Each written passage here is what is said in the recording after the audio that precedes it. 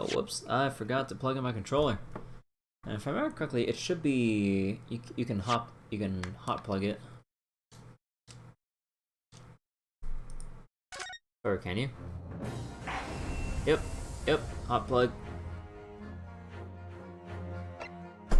Ow. Okay, hold on, my headphones need adjusting, what the heck? Oh, what the heck? Wait, dude. My headphones are really showing their age and all. Like, it's so easy for the right ear to like adjust all the way or slide all the way down and just feel uneven on my head without me noticing. Or like the moment I put it down, it just slips and I don't even hear the clicking to hear it adjusting. I'm like, oh god damn it. Anyways, let's continue. Also, I needed to disable the preview to at least save on some frames. Even though, you know, this kind of been a weird thing with my... What was it? It's kind of been a thing with my entire PC as of late, for the past couple months at this point. No, month at least at this point.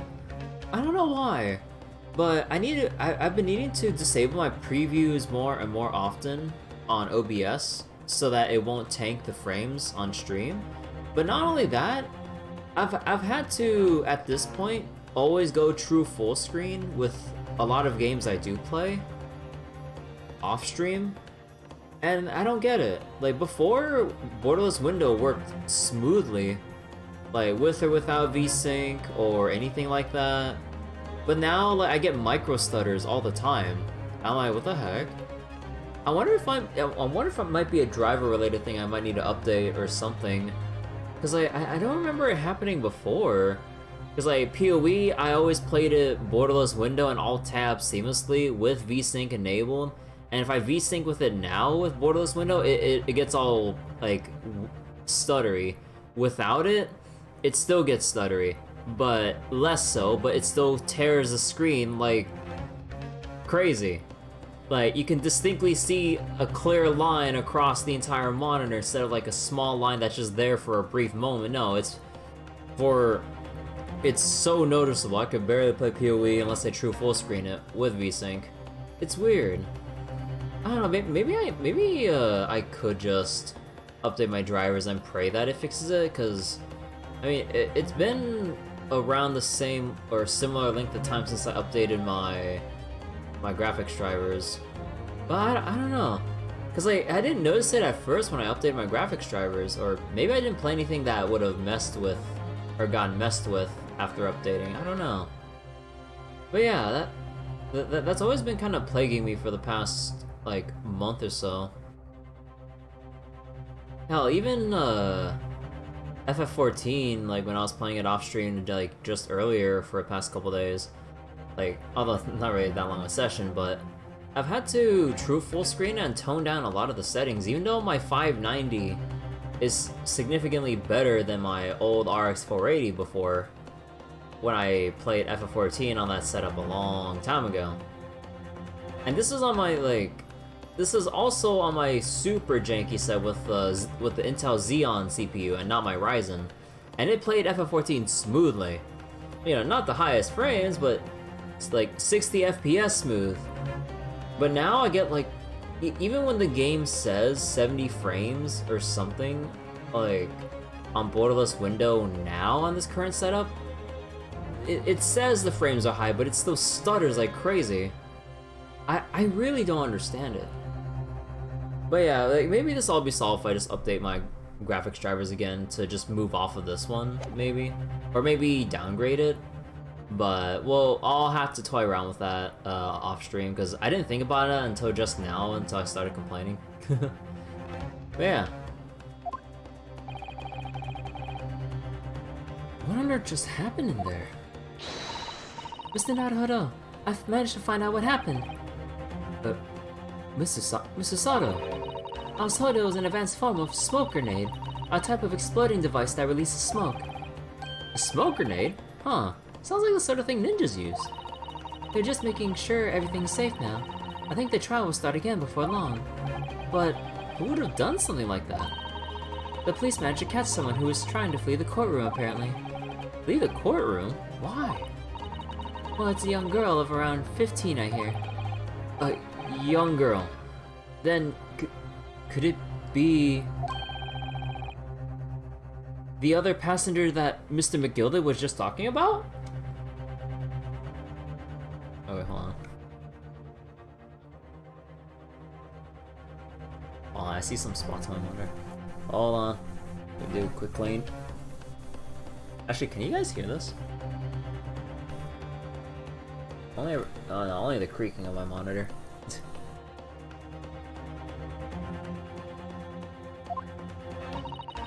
My thoughts exactly. So he wasn't lying. Oh, what's become of Mr. Gilded, actually? There's so many things I need to ask him about, but he's not here. I think he was summoned to the prosecutor's antechamber to answer questions, along with the young girl. Who is she, I wondered? And what was she even doing here at the trial? She was taking a huge risk, and for what possible benefit to herself? There's another matter that's troubling me. What's that? Also, I'm gonna take my glasses off real quick. Again, with the glasses thing that I mentioned the session before.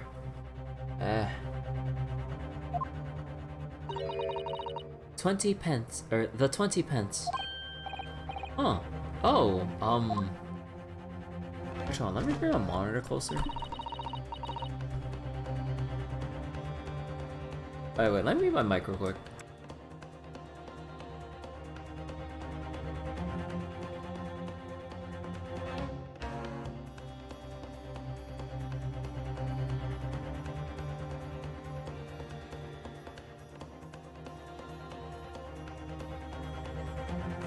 Okay, there we go.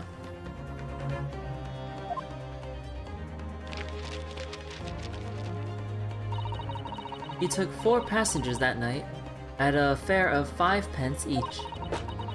That comes to a total of 20 pence exactly. But now it seems like there were in fact 5 passengers. Which means the figures seem to don't add up again. She's right.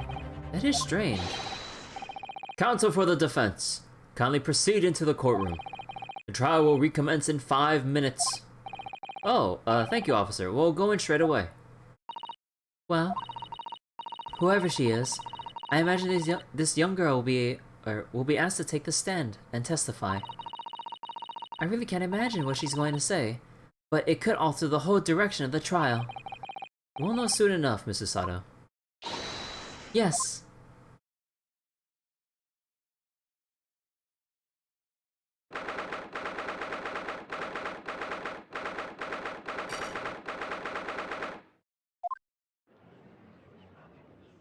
Oh.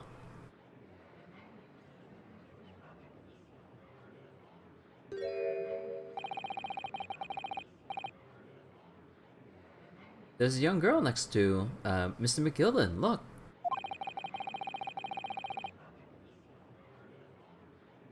She must have been the one who caused the disturbance before. Well, after that rather eventful recess, the court will now resume the trial of Mr. Magnus McGilden.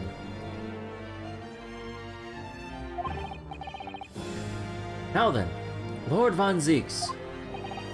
My lord. I believe you have established the cause of the smoke which veiled the proceedings earlier. It seems to have been an advanced form of smoke grenade, of the sort typically employed by the army. Good gracious, the army! What in the devil's name? It was an elaborate attempt by a young girl to cloak her escape from the public gallery, but she was caught, and now occupies the stand. Your name, girl? Are you responsible for the smoke grenade which induced such pandemonium here in my courtroom? What is the meaning of this deplorable behavior? If I may, my lord. Yes, Mr. McGilden. I think perhaps I ought to explain here. Is she, mute? is it that this wee lass was here in the first place? And why she tried to bolt like that? 'Tis all tied up with the events of that night, so it is.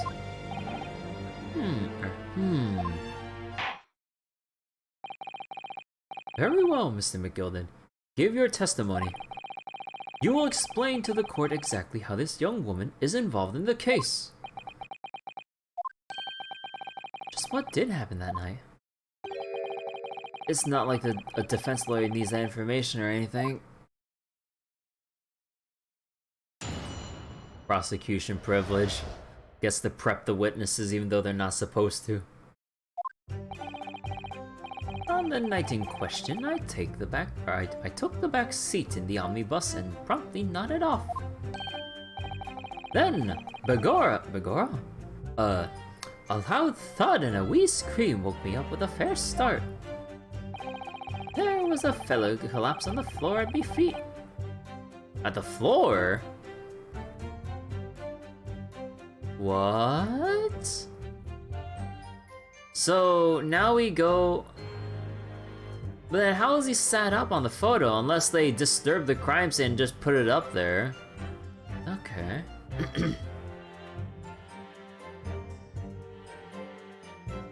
Excuse me. So I set him up. Oh.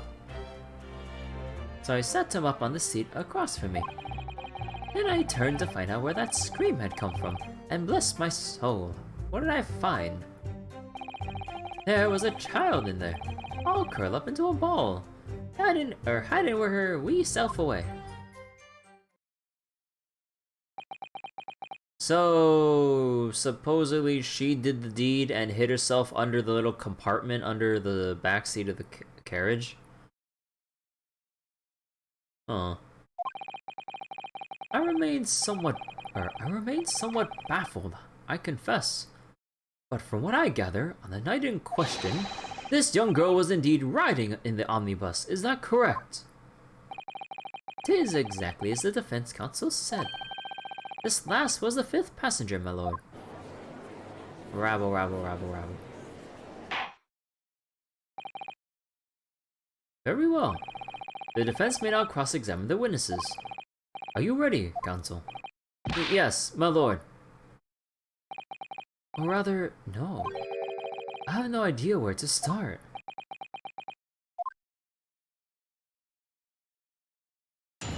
We're gonna dig our own graves. On the night in question, I took the back seat in the omnibus and promptly nodded off. Hold it! And when you first got to the omnibus, were there any other passengers already on board? There were not. The cabin was empty, and there was no one on the roof deck either. You were the first passenger, as it were, I see. Aye, and that's why I took the backside as I did. 'Tis the most comfortable, so it is. Could you explain exactly what you mean by the back seat? By all means. 'Tis how you already described it earlier.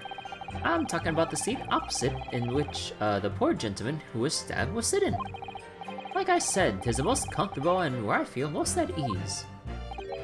And of course, I enjoy gazing through the skylight from time to time as well.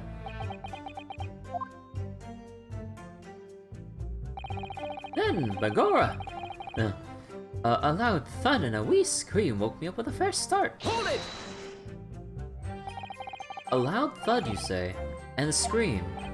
Aye, that's right. How can I explain it? 'Twas like the sound of someone falling to the ground. That sort of noise. So you think it was the sound of Mr. Mason falling to the floor having been stabbed? Well, now you'll remember I was asleep at the time, so I wouldn't like to say. And when the sound woke me and I opened my eyes, there wasn't a soul to be seen in the carriage but the fellow on the floor. You didn't see anyone. But at the same moment you did hear a scream. Ah, from the seats above you on the roof deck, I presume.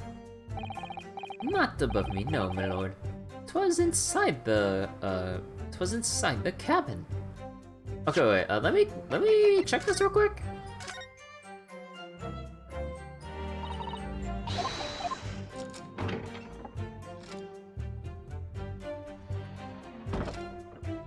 Yeah, so...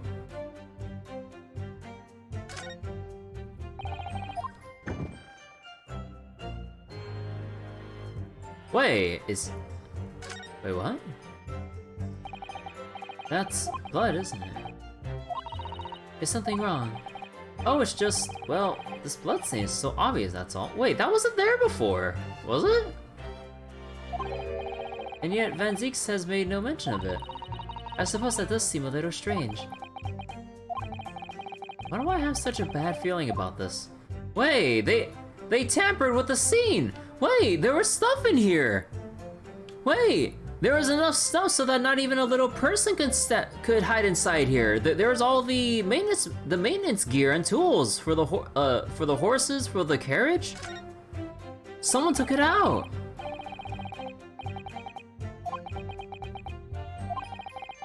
Something doesn't seem right here, but I can't put my finger on what it is. So the whole smoke grenade was not for the girl to escape, it's to cause a distraction and alter the crime scene. Look, the blood is clear red, meanwhile the old blood stain was dark red, meaning like an old real stain.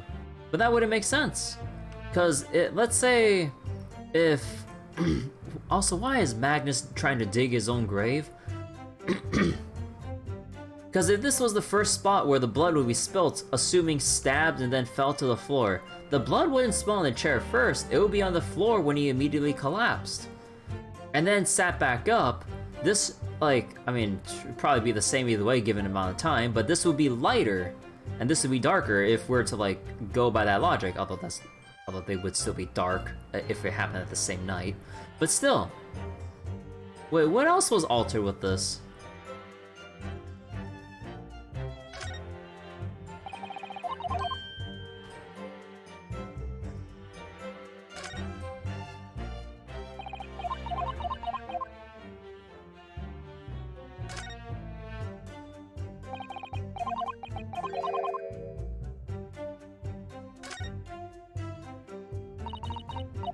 Oh. Okay, wait. Let me take a look at this again. Oh god, this is so fucked.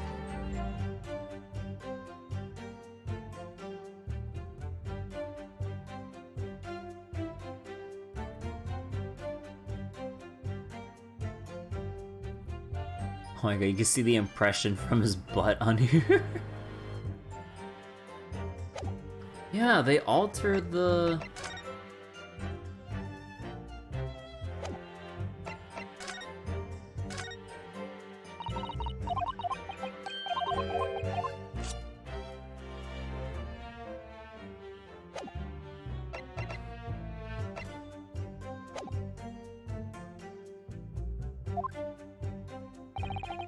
What? I wasn't altogether thinking about the scream. But yeah, wait. So, if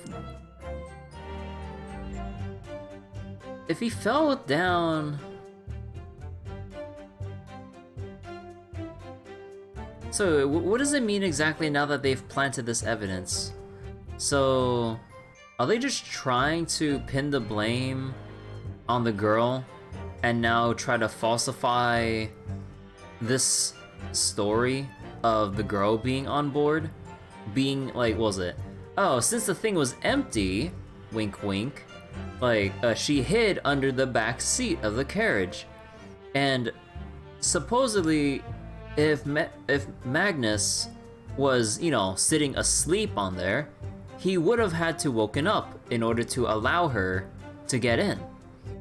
Or just be woken up by a girl attempting to open it up while he's still sitting on it, asleep. So no matter how you cut it, Magnus would have had to willingly or somehow be the deepest sleeper in the world in order to let that girl get into that little compartment. That little girl has to be strong enough to lift up a seat with a full-grown man sitting down on it, asleep and all. I'm not sure how much he weighs, but that's, you know, let's just argue that it's enough weight where a girl of her age wouldn't be able to lift it up with ease. Was that Askel? 200k autos in Waterfield pathetic after Earth's 800? Yeah. That, like, I just try to run the crit setup, like, just get 3 Oberons, the Rise of the Beast Dagger, Summer Caglio, and then just try to run the Crest setup. And then just pray that the crits happen. Honestly, all you can do. Yes and no. Oh. But yeah, like, I went back to my water to do some of the summer missions, and oh god, it feels awful. Summer Cag easy enough? Yeah, Summer Caglio, like, it enables it well enough as it is. But in general, yeah, water...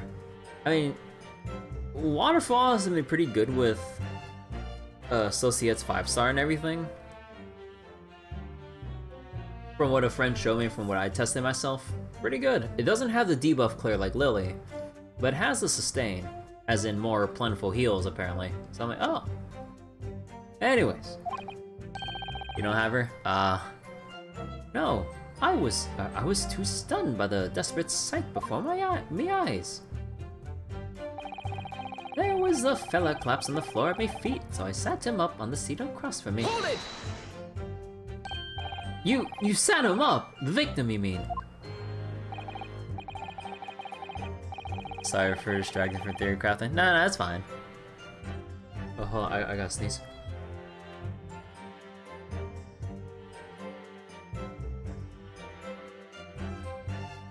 Never mind, it's a bait. That tingly sneezing feeling still up in my nose, but I can't sneeze right now. Help me. Oh god. I'm stuck in that little limbo between sneezing and like holding it back. Oh god, this really feels weird. Help me. Okay. And then I sneeze after. That I did. On the seat across from me, as I said, I could plainly see that the poor devil was already gone. And you wouldn't leave a dead man just on the floor now, would you? 'Tis common courtesy, so it is. I find that a little hard to believe.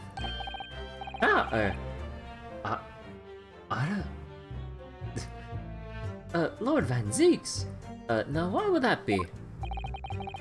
You wake to find a man lying dead at your feet in a carriage. Any normal person would hail the cabman. Anyway, any upstanding member of London society, that is. That's not the kind I want to hear from an old man. Well now, as you know, I'm something of a special line of business.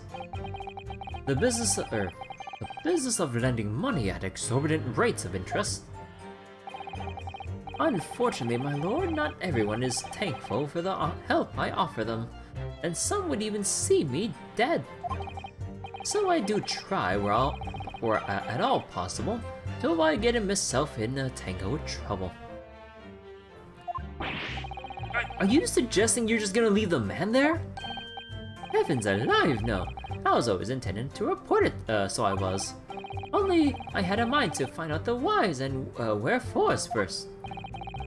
The whys and wherefores? The who done it, why done it? Right you are. There were some details I wanted to understand before anyone else got to meddling.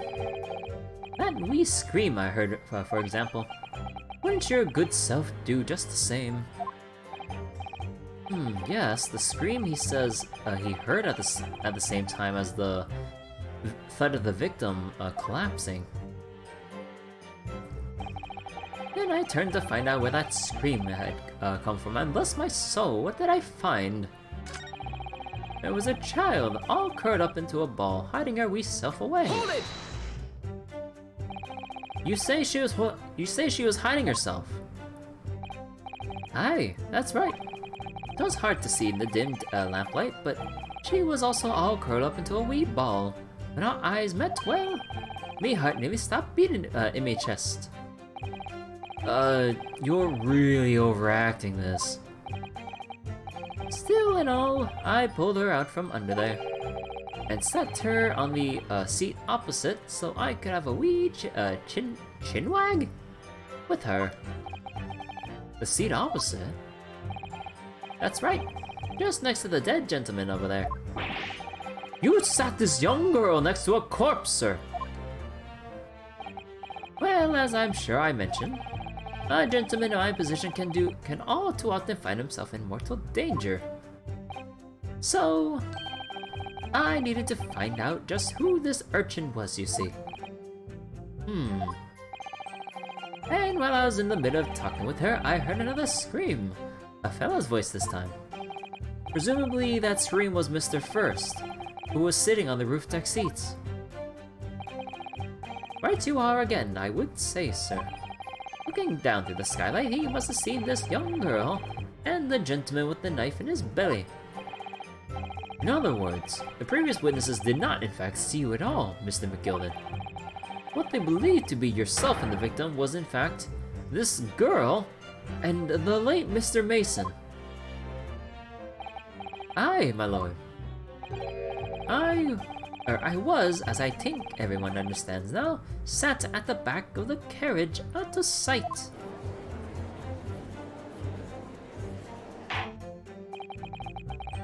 It is certainly plausible. The defendant is somewhat diminutive in stature, and readily confused perhaps with this young girl. After that, of course, with the scream from the gentleman over us, the driver realized something was wrong and pulled up the horses. I do wonder how you must be feeling, Mr. Naruhodo. Being the defendant's lawyer and yet finding myself stunned as everyone else, at his testimony. Let's just say it's trying. We certainly had a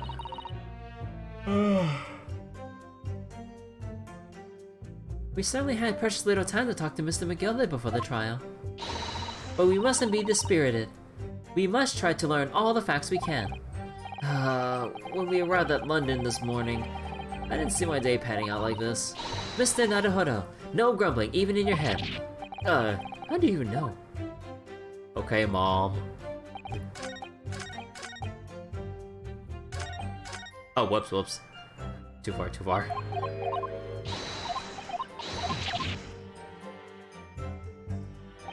Okay, wait, let me press the only one I didn't press yet. Hold it!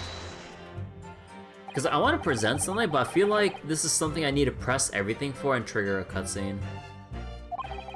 I'm sure you told the court that there was no one else in the carriage except yourself and the victim. So I did, sir. So I did. As far as I could see, that is. What do you mean by that? Well, now it is a queer thing. A wee scream I heard was as I woke up. It came from, if you'll excuse the vulgar expression, under me backside.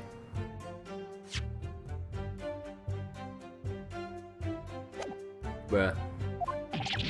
Good gracious! Under your backside? And when I lifted the seat on which I'd been sitting, I found there was a wee cubbyhole there for storage. Mr. Naruhodo, we can examine the omnibus ourselves, remember? Yes, of course, the whole bus was submitted as evidence. This would be a very good time to have a thorough look around inside. And that's when I found her. Thank you. I've heard enough. Yeah, we have to press and not present. The events as explained are clear in my mind. However, at least one conundrum remains. Who is the girl? Her name is Gina Lestrade, my lord. She's a chancer, earns her crust among large crowds, relieving people of their purses. What's commonly called as a pickpocket. What? This girl here, a petty thief? Rabble. Order! Is this true, Miss Lestrade? Miss Lestrade, you will answer the question. How dare you? What is the meaning of this? The girl, she's gone. Open your eyes. That was her speaking.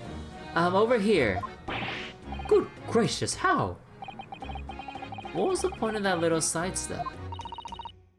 I know what- oh my god. I know what you lot are thinking. Grown-ups are all the same. This dirty little dipper, you'll say, slipped up and got caught in the job. She got herself backed into a corner so she'd knife the gent. Go on, that's what's in your heads, ain't it? Yeah, I just tried to understand how to do the accent. This will be fun trying to figure this out. It's like a little game in itself, trying to figure out the right way to read their lines. No, not at all. This is a court of law. We're here to determine the truth, not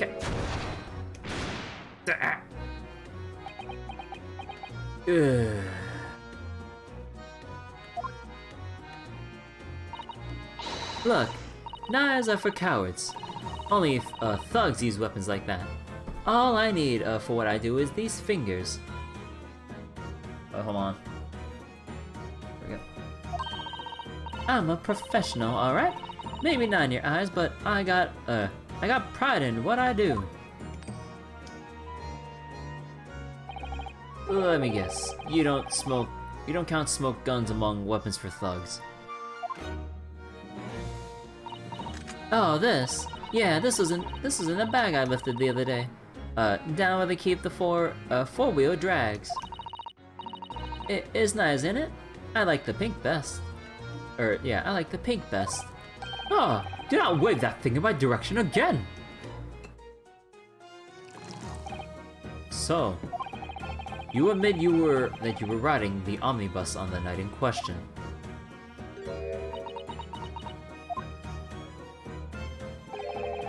Tis alright, lass. You can tell him the truth now.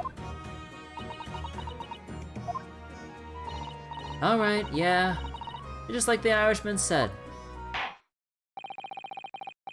The court accepts this girl, Miss Gina Lestrade, as a valid and significant witness in this case. Accordingly, young lady, we will now hear your testimony, if you please. You will tell the court exactly what happened in the omnibus on the night in question. Time for SSR poll. Oh, did you get something, Asquil? You got thighs?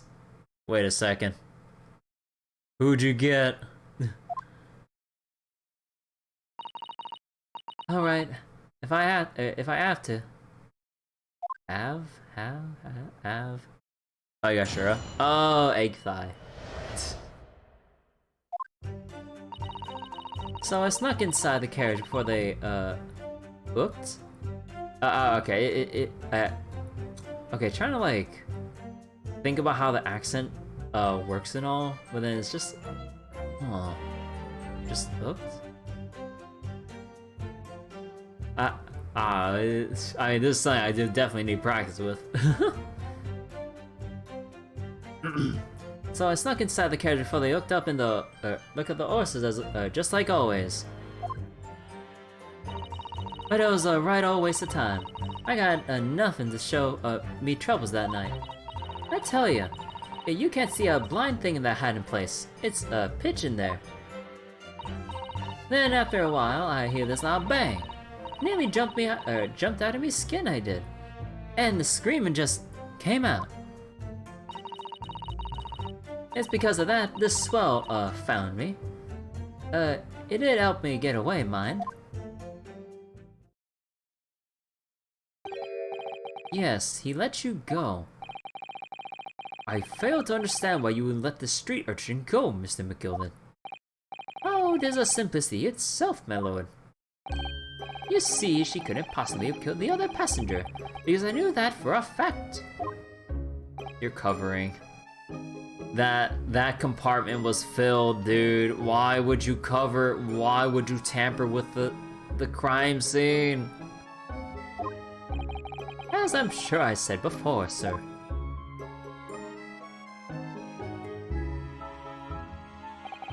I was sitting right on top of the place she was hiding herself. I think a demonstration is called for. This is where I was sat last night. And the cubby hole of which you have spoken is underneath the seat, I presume.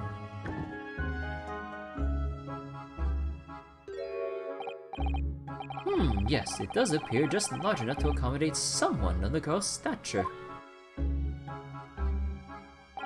Aye, but of course this wee lass was stuck in there. Because I parked myself on the seat for the duration. Oh! So you see, that's why I let the lass bolt. I knew that if the police found her there, they automatically assumed she'd done it.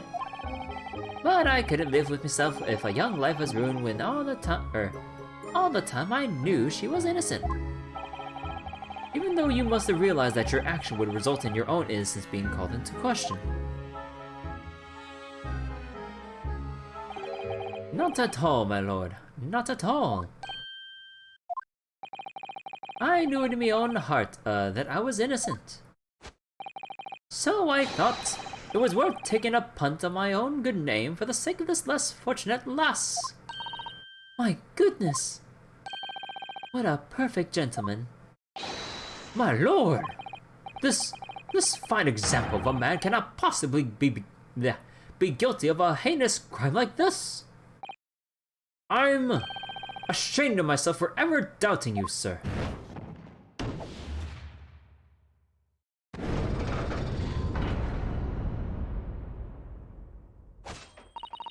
With calm, calculated reasoning, one arrives clearly at the truth every time.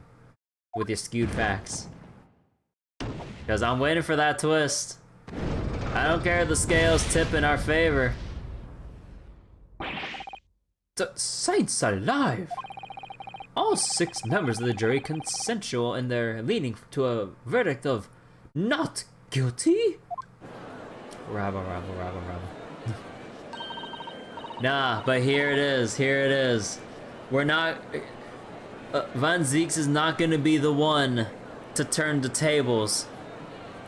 We're gonna turn the tables on ourselves. Because this doesn't sit right with us. We need to get to the real truth. Even if it means calling the exact innocence of our own defendant in question. Mr. Nadahoro, this, well, it must mean... It must mean what? That we're victorious. We've won? Are you sure? Objection!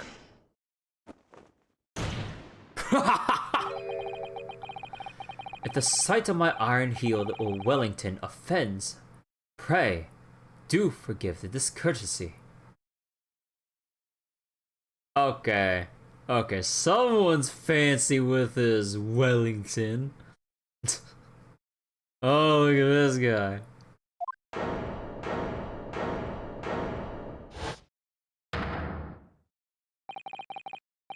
This really is a consummate example of the one monumental flaw in British judicial practices. Where evidence and reasoning should be paramount, emotion rules the day. Emotion? The witness's latest statement gives us a clear insight into his true nature. What do you mean, his true nature? Do you really think Scotland Yard would have made such a glaring omission? After the incident, the omnibus was comprehensively searched by officers of the police. Obviously, the interior of this cubbyhole, as the witness put it, was included in their investigation. Yeah, we figured that out too. I wish we were the ones that pointed it out so we'd have the flow of the conversation in our favor. But now we're fucked.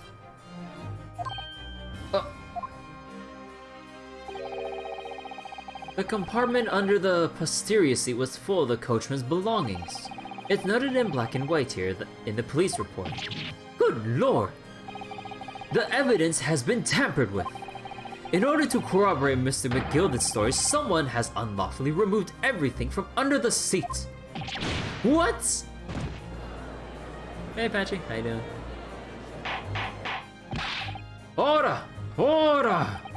How could such a devious contrivance possibly have been affected, Council? Naturally, we must acknowledge the deficiencies of the constabulary in allowing this to have happened. However, I assure you, when the omnibus was wheeled into the courtroom this morning, the compartment under the seat was not empty. Well, my Japanese friend? Huh, me? When this carriage was submitted as evidence, doubtless you examined it in fine detail as would any self-respecting practitioner of the law. Pray, what did you find in the condition of the underseat compartment to be? Oh, to be sure, the young gentleman will be able to clear up this in a jiffy. Sorry? Go ahead. You tell the court now, fella. How this is all an elaborate excuse by the desperate Lord Van Zeeks. What, except we knew it? Yeah. They don't exactly match up the examinations and then what the flow of the story actually entails. Although it would be cool if they actually did change the dialogue flow or flow chart or flow, like based on examining it, and then this comes up and then it's like, wait, yeah, you're right. Instead of being taken completely by surprise, it would have been nice, but I guess they didn't want to plan for like an alternative scenario like that. Maybe like a waste of time or some other difficulty in trying to line up the two different like branches of dialogue back to the same point. I don't know. I don't think it'd be that hard, but yeah. That, or just maybe they thought about it, but then something about us realizing it earlier just wouldn't have fit right into how they want us to react to the revelations thus far? No, I don't know. Because like, I know that when it comes to branching dialogue and stuff, especially with a linear story like this, like, it feels like you'd have to take some weird directions to have it all, like, come together the same way despite realizing this. I don't know. So, I'll let it slide. Well, Counsel, you have something to say on this matter. How am I supposed to answer? What can I say about the state of that little compartment under the seat in the omnibus? It wasn't empty. I really don't know if giving this answer is helping my cause as counsel for the defense, but as far as I remember at least, when I first examined the compartment, I'm fairly certain there were a number of articles inside it. Yes. Ah, are you sure, Counsel? Ah, bewitched? What are you saying now, you daft daw? Daw? The fuck is a daw? I thought you were on my side here.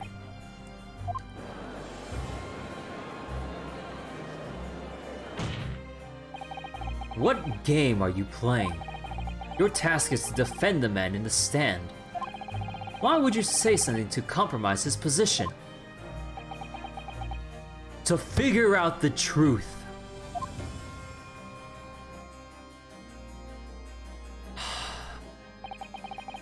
As the advocate for the defense in this trial, I confess I'm still not entirely sure where I stand. But it seems to me that I should state what facts I know, or I do know, as clearly and honestly as possible. Interesting. 'Tis not altogether pleasing, fella. I'm simply telling the truth, Mr. McGilden. Well, don't forget you're supposed to be representing me best interest here, lad. Now then. A fella's memory is a curious thing and not altogether reliable, no. The court must consider the facts. That there cubbyhole under the seat is as empty as the devil's heart, so it is.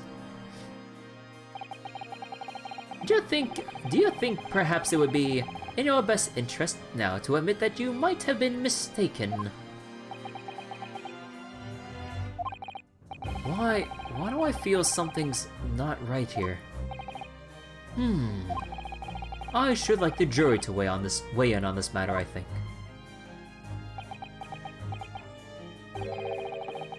That compartment is designed to house equipment used to maintain the smooth running of the carriage. The guild's rules state that omnibuses should be properly and fully equipped at all times. So it certainly wouldn't have been empty on the night in question. Beppo isn't that irresponsible. That money-lending fleecer and the pick purse are lying.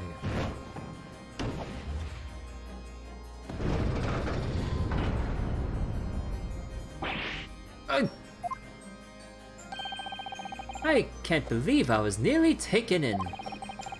The stinking rich are always stinkers. Nothing but cowards, the lot of them.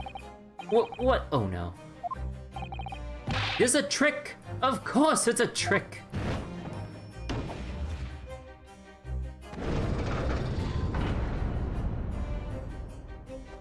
Hey, Bertzi. Quite so. I must concur here.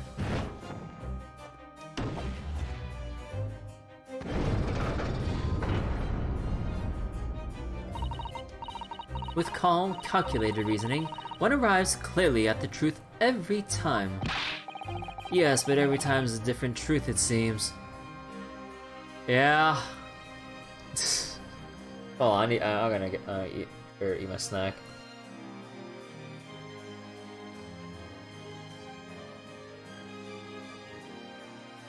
They show the jury in this game? Yeah, but this jury system is fucked. This jury system is reliant on the emotional reactions of the jurors and not, like, objective, unbiased, like, judgment based on the evidence and statements given in the trial. It's like, oh, he's such a fine gentleman, there's no way innocent. I'm like, bruh. I was like, oh, that man is now a liar. I can't believe it. Guilty. I'm like, bruh. This is what we relied on in Apollo Justice. Yeah, there's that too. So I don't know.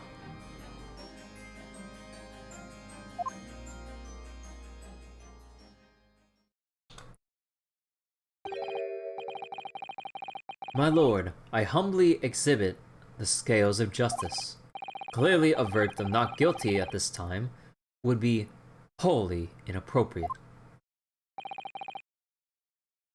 Thank you, counsel. But before we proceed any further, there is the matter of the outstanding cross-examination. Counsel for the defense, begin your questioning of the witness, please. Yes, my lord. What just happened? The whole balance of the trial just shifted almost beyond recognition. The Reaper of the Bailey is at work, it would seem.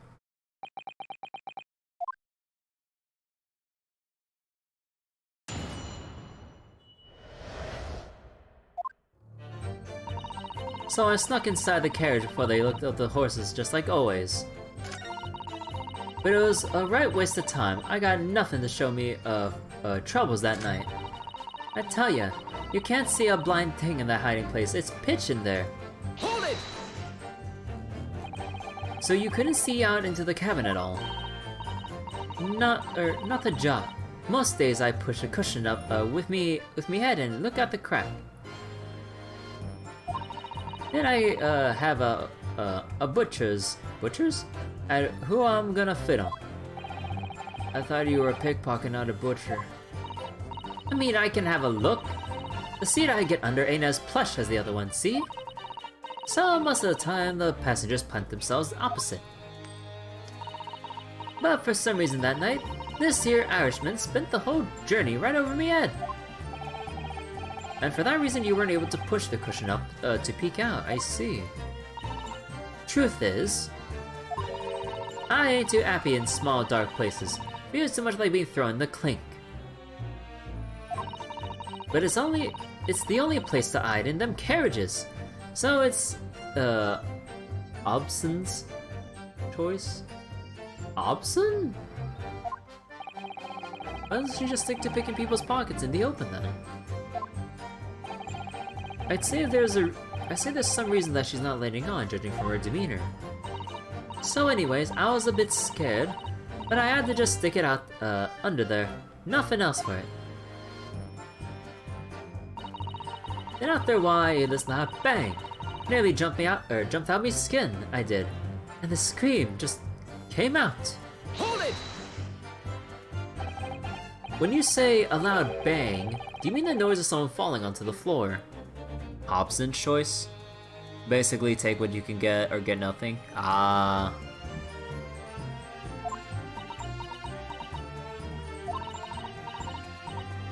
Clearly, could have been, I suppose, I don't remember so well.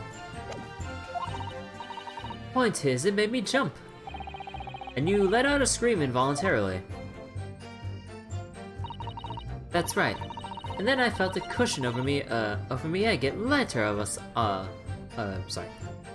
a sudden. Presumably when the defendant got up in order to help the victim, yes. Or not.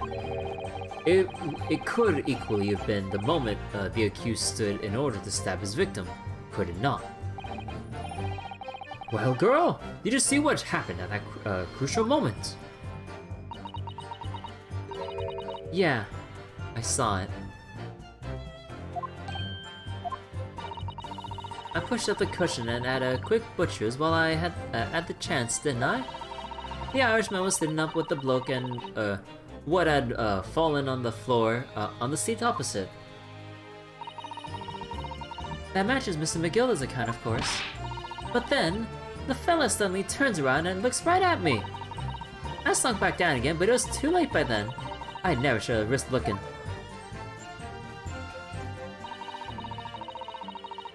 It's because of that, the swell found me.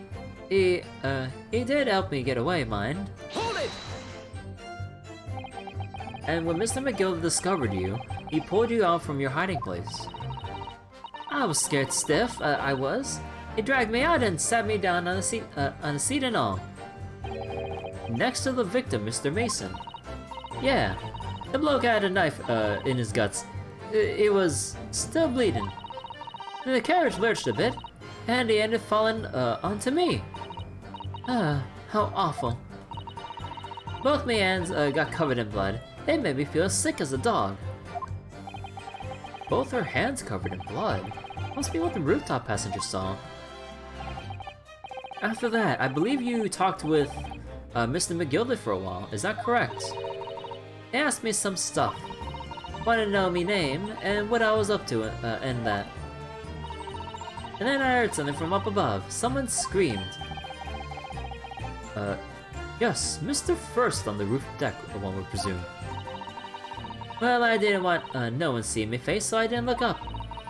Then the horses were drawn up smartish, and this here Irishman says to me, "Get back under the seat. I'll see that you can get away later." All 6 members of the jury have decided the defendant was innocent. For one brief shiny moment, yes. It's clear that they still are all still very unsure. If we could find some conclusive evidence among this new testimony, I'm sure we would clinch the verdict we want. Yes, I think you're right. And I have this niggling feeling that something's bothering me, but I can't just quite put my finger on it.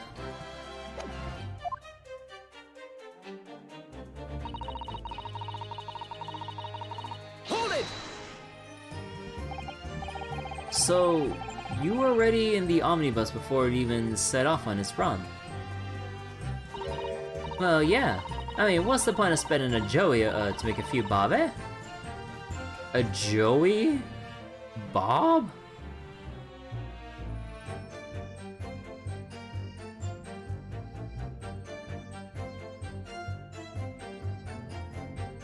That's the rum idea, innit? I suppose she means there's no point spending money to make money. It actually makes sense. Counsel, may I remind you that this girl is a petty thief? Kindly refrain from entertaining her tenants. Well, that does clear up the little mystery of the fares and all. All paying passengers at 5 pence apiece, making the 20 to which the cabman testified. And one little scapegrace ran for free. The red conch of a driver always goes for some grub before his last run, see? That's when I slip into the carriage and get myself hidden under the seat. Nice and easy, right? But your hiding place is a storage compartment, full of equipment for the coach, no?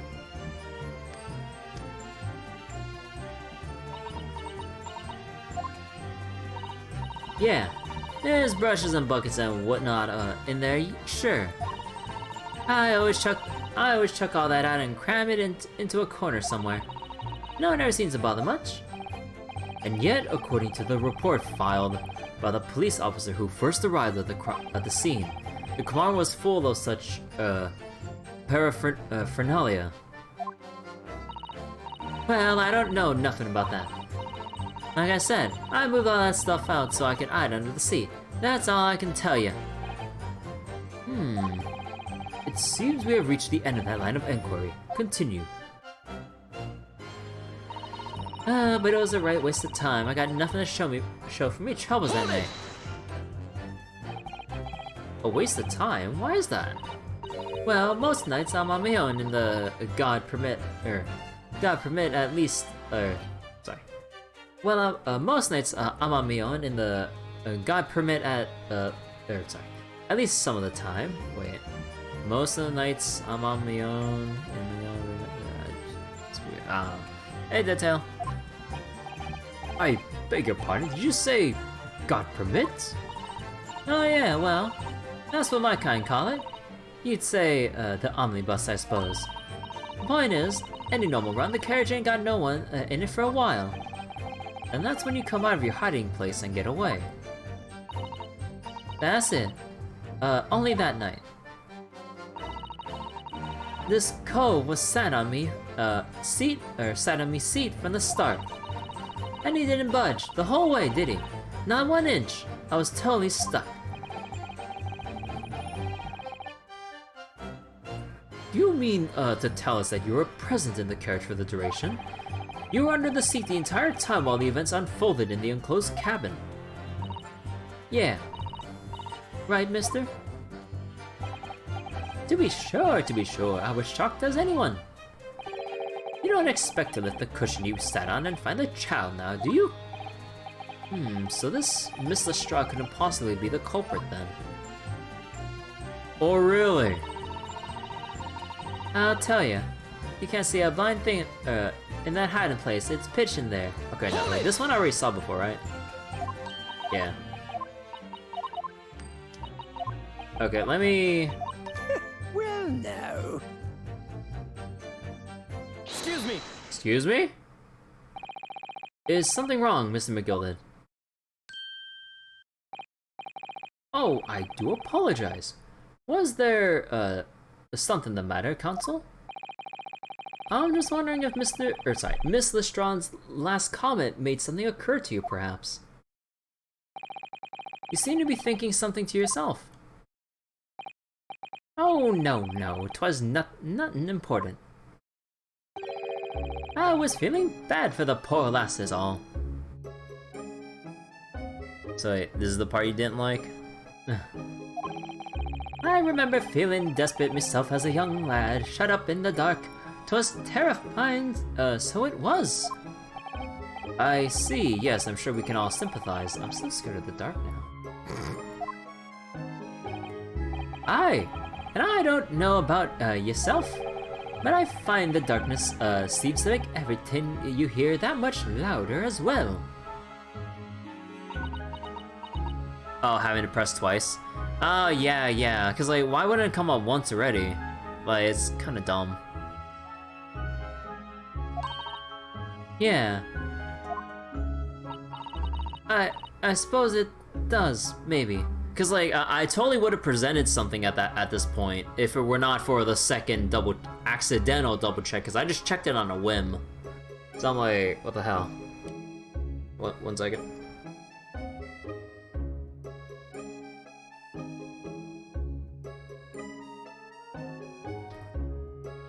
You did? Oh.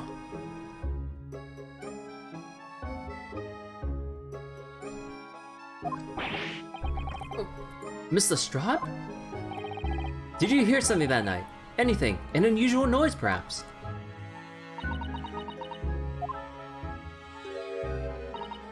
Nah, not really. All I could hear was the Irishman snoring. Ben Jabbers, there's no need to tell the whole world of me, foibles there, little scamp. Foibles? What a pity. If only Mr. Strahd had heard something, it might have given us a vital new clue.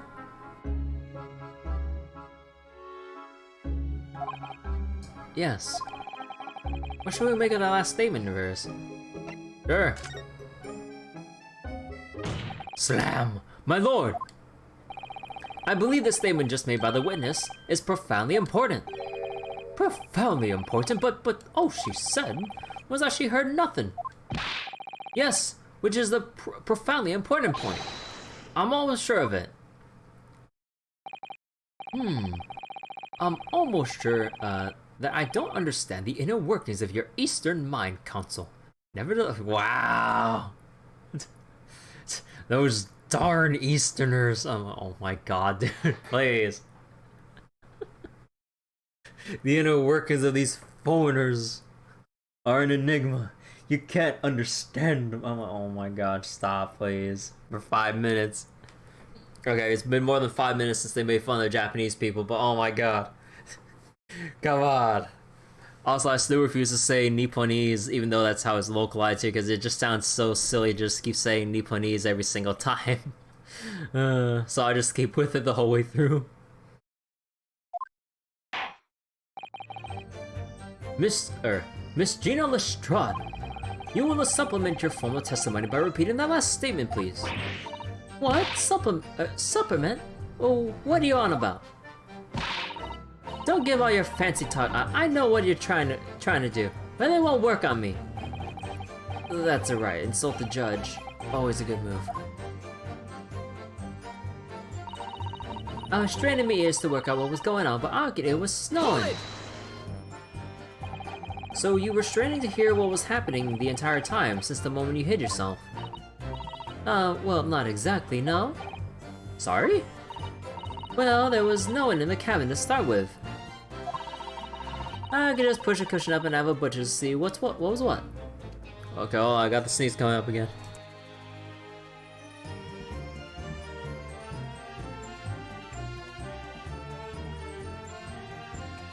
It's another goddamn bait. Ah.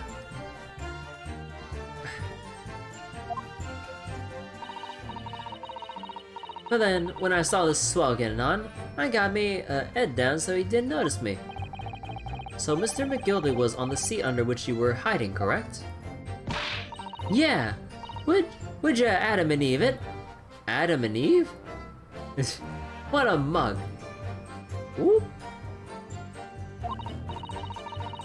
So then all I could do was listen.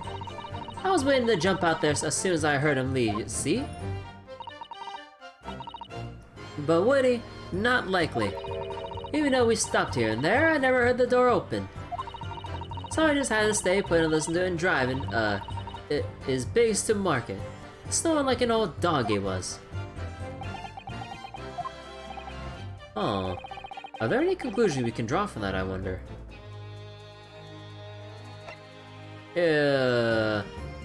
Okay, wait. So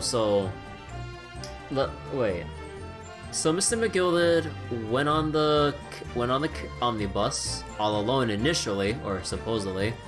So as he entered, he was the second person there, because Gina was under the seat, or not, because, well, you know. Actually, no, let's write that off, because the seat had the equipment inside.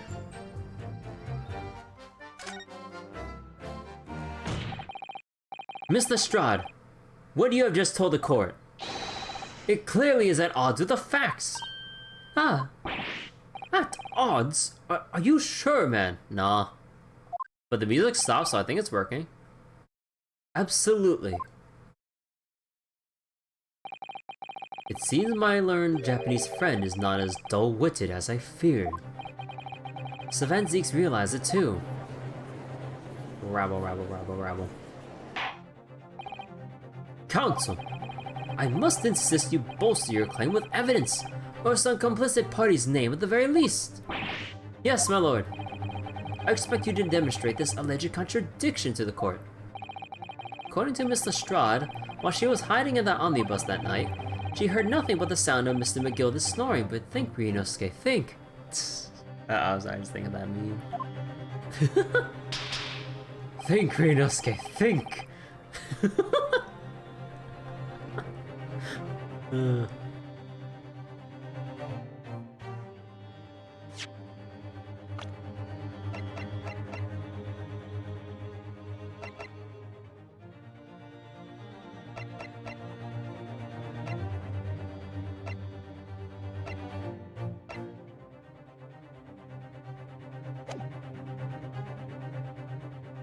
Something else she could have heard.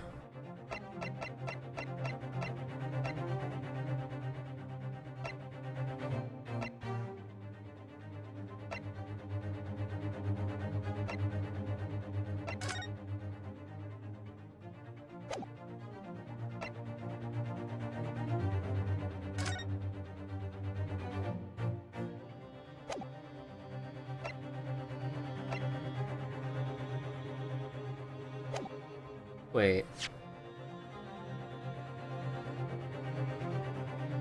So she was hiding, she heard nothing but the snoring.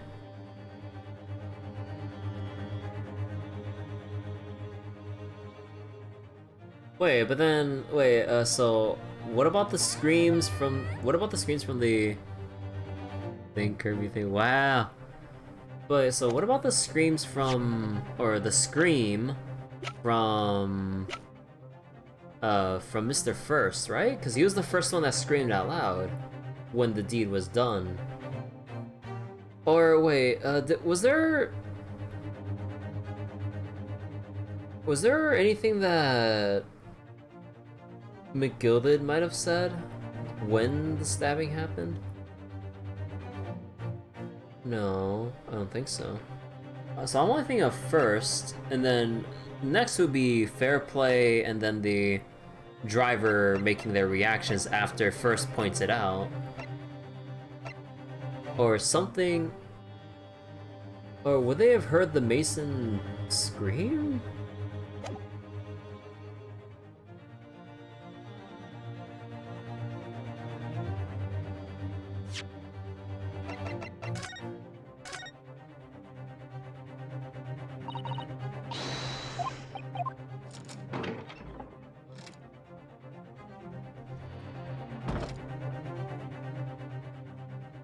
Okay, so he was sitting here. Supposedly, she was sitting inside. Supposedly empty. Let's go with that. And as the stabbing happened, she basically heard nothing else. So, I feel like...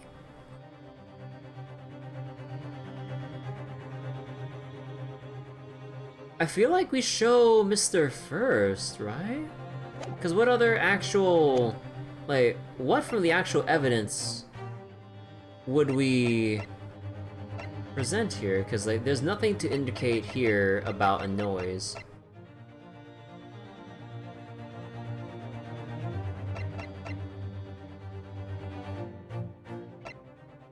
Yeah, so let's go present Mr. First. The badge? Wait a second. No, the armband. Very well, my lord. Allow me to elaborate.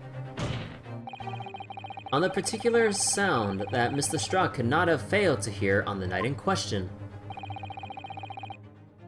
The very sound clearly explained by the presence of the following person. Take that! Nah. It would seem phantoms are at work again. This time in my Japanese friend's ears. Okay, so that's not the angle where that we're... Okay, so wait. Noise? Or were we talking about the horses outside? Okay. What am I failing to consider? Okay, hold on.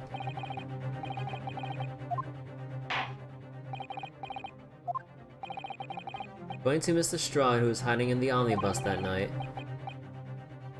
Think, Ryunosuke, think!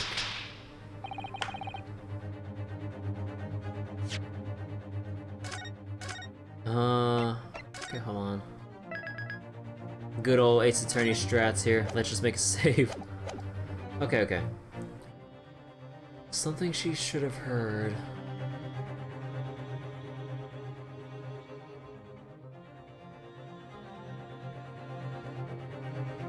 Or...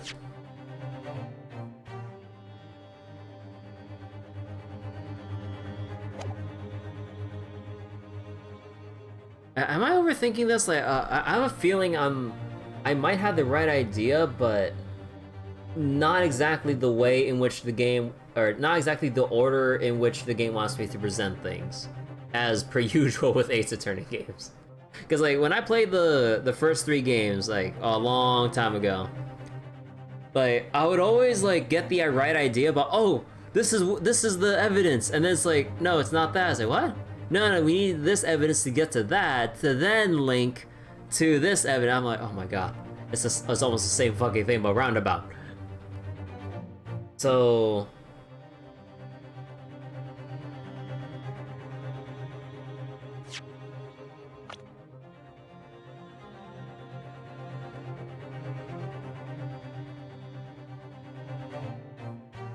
would it be just as straightforward as pointing out the Mason?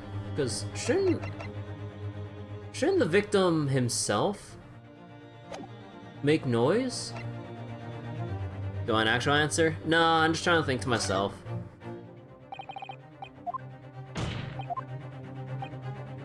I mean, we're gonna run down the choices sooner or later. Take that! Yeah, I had a feeling. I was like, wait, is it really, or do they want me like to think about a different noise here? Should've went with my second guess and not the first one. Thrice fired Mason? Yes, my lord. The sound that Miss Lestrade cannot have failed to hear is that of the victim, Mr. Mason, boarding the omnibus. Oh, right. Because, okay, now I'm reminded of the fact that she said the door never opened. Don't mind me. I'm literally forgetting something that I saw just a few moments ago.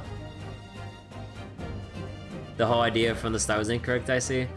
Okay, look, I have goldfish memory. I blame the fact that I'm streaming right now is putting additional pressure on my mind, okay? I swear.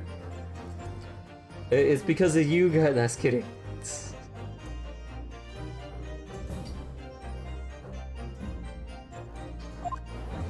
Rabble. Order! Explain your reasoning, counsel. Well, Miss Lestrade, allow me to confirm something. You claimed earlier that you were the first person to board the omnibus. Is that correct? Yeah, of course I was. I got on while the driver was in the pub, didn't I? And the next person to board the omnibus was Mr. McGilden. That it was. Not the soul in the cabin was, not the soul in the cabin, when I climbed aboard. At least, not in plain sight. So you were, to all intents and purposes, alone in the enclosed cabin of the omnibus at that time. Did I not say as much? I wasn't traveling with anyone else, if that's what you mean. Yeah, I saw him get on, remember? Through the crack under the seat cushion. It was on his own for sure. And from what we've heard, the carriage made a number of stops that, after that, on its onward journey. During which time did you not hear the door opening or closing at all? Nah, I never heard it. That's exactly what I was listening for, weren't it? Waiting for this, swell to leave. In which case, when and how did the victim end up in the carriage? Oh! We know that the victim collapsed, inside the enclosed, cabin of the omnibus. Therefore, Miss Lestrade's statement about what she did or did not hear is at odds with the facts. Huh. Excuse me? Yes. This petty thief's statement was clearly flawed. Wait 1 minute.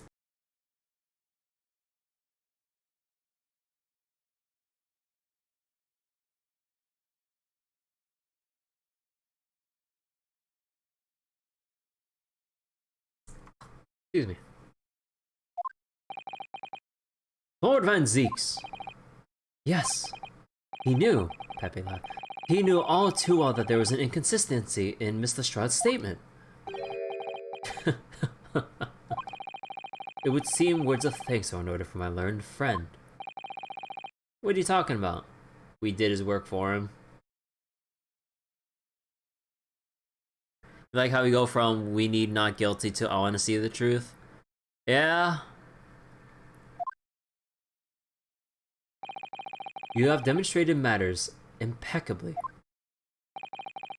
This witness and her colorful statements are utterly unreliable. Her words are convenient untruths, nothing more.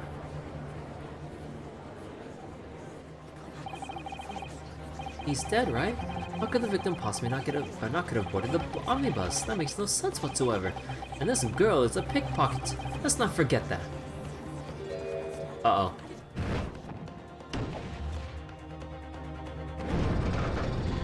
And back and forth the scale goes. Ugh, she didn't even say anything. I didn't want to judge a dear little mite just because she has some rather naughty ways. But I must say, I can't abide liars. Neither can I. Mr. Foreman! I didn't want to judge this girl because she has some less than, salubrious ways. But I must say, I cannot abide liars!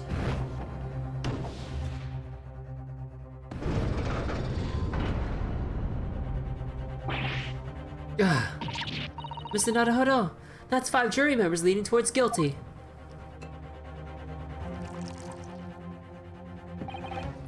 Well, your consideration for others is refreshing, my Japanese friend. And to the considerable troubles you have spared me.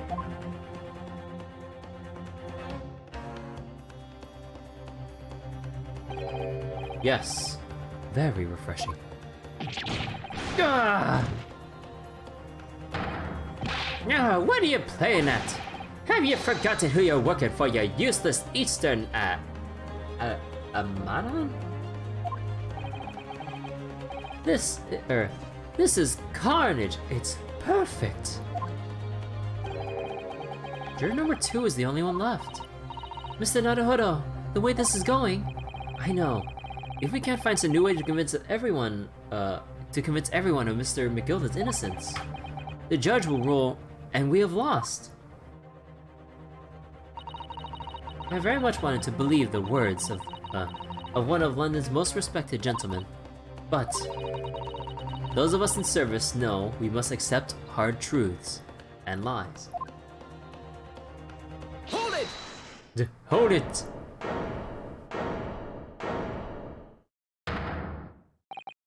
Yes, the witness's last statement seems to have revealed a critical inconsistency in her story. However, if we consider the possibility that her statement is in fact the truth, it may shed an entirely new light on this whole case. What are you saying? Why does this music part remind you of Who Wants to Be a Millionaire?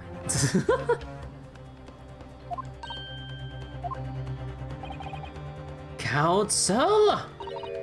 I'm sorry, sir. Whatever do you mean? Counsel, I will not tolerate you attempting to prorogue my adjudication. Explain yourself at once. When the accused boarded the omnibus on the night in question, the victim was nowhere to be seen. Subsequently, the carriage door was not heard opening a single time, as testified by the witness in the stand. And yet the victim's body was found inside the carriage. If this petty thief's words are to be believed, how do you explain the victim's miraculous appearance in the inside the cabin of the omnibus?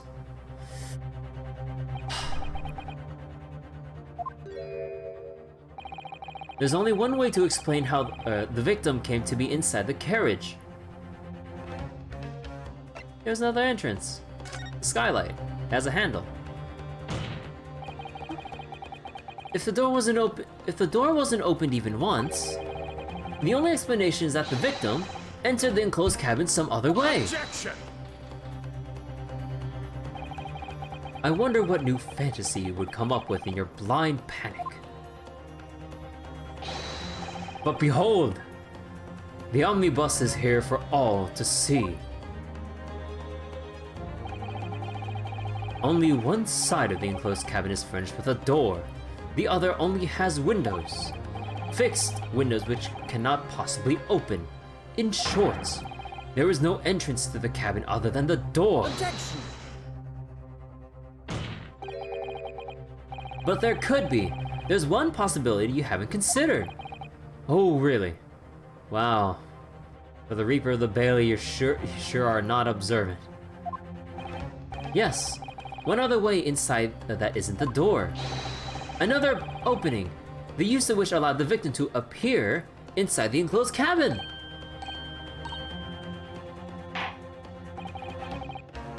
Oh, all right, counsel. The defense will identify the location for the court. Here is the omnibus on which the incident occurred.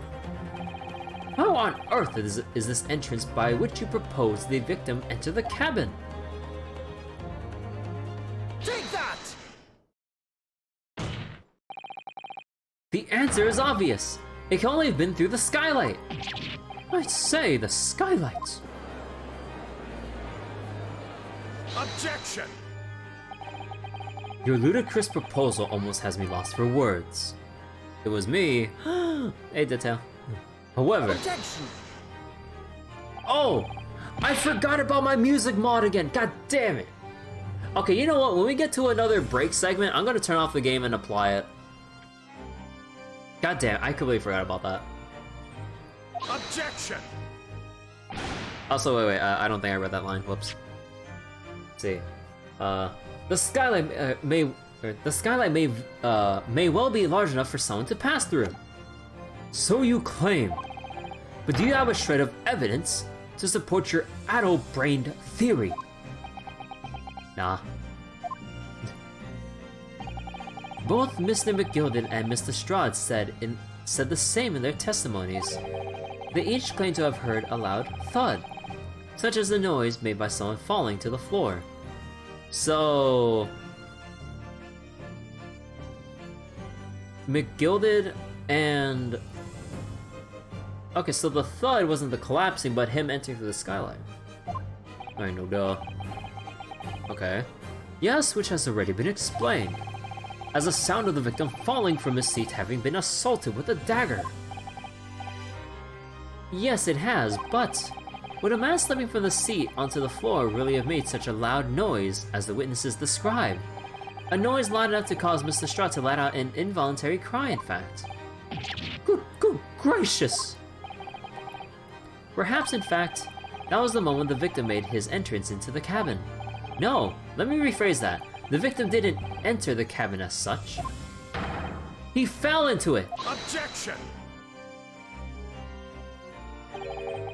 You're now suggesting that the victim fell from the skylight into the cabin. That's simply impossible! How can you be so sure?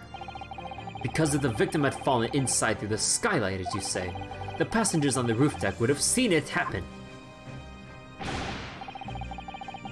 and yet not one person made mention of such events in their testimony. Well, yes, that's true, but... Hold it! Might the humble fella make a wee comment here? Mr. McGilden? To be sure now, the two fellas who were sat on the roof of that testified afore said nothing of the victim falling through the skylight. But it seems to me, my lord, that 'tis not so much a case of not them saying, but... Aye. 'Tis a case of them being unable to say. What? I think perhaps the two fellas do be having something of a compelling reason not to mention what happened. Would yous not agree, fine ladies and gentlemen of the jury? Oh my goodness, surely not. Those two chaps on the roof? Furious typing. You mean the ones who stuck that knife in the man were? Ah!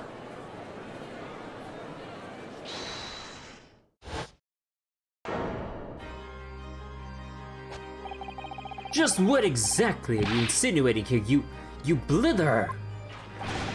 You rotter, he said. You rotter! What are you insinuating? What the fuck?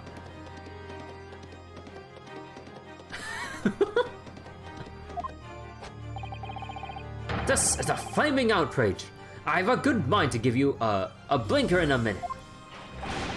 He'll give you a shiner in a minute, he said, and so will I. Mr. Fairplay, you're effectively accusing me, a city gentleman and a well-respected banker. And me, a very angry hatter. Suggesting that someone like me could have stabbed a man in the guts. It's a disgrace. It's scandalous. I protest. I protest in the strongest possible terms. That's right. I protest too about you, you rotten scoundrel. As he laughs in their faces. Order! Order! This is not the time, witnesses. I will not permit this wanton invasion of the stand. Return to the anteroom at once.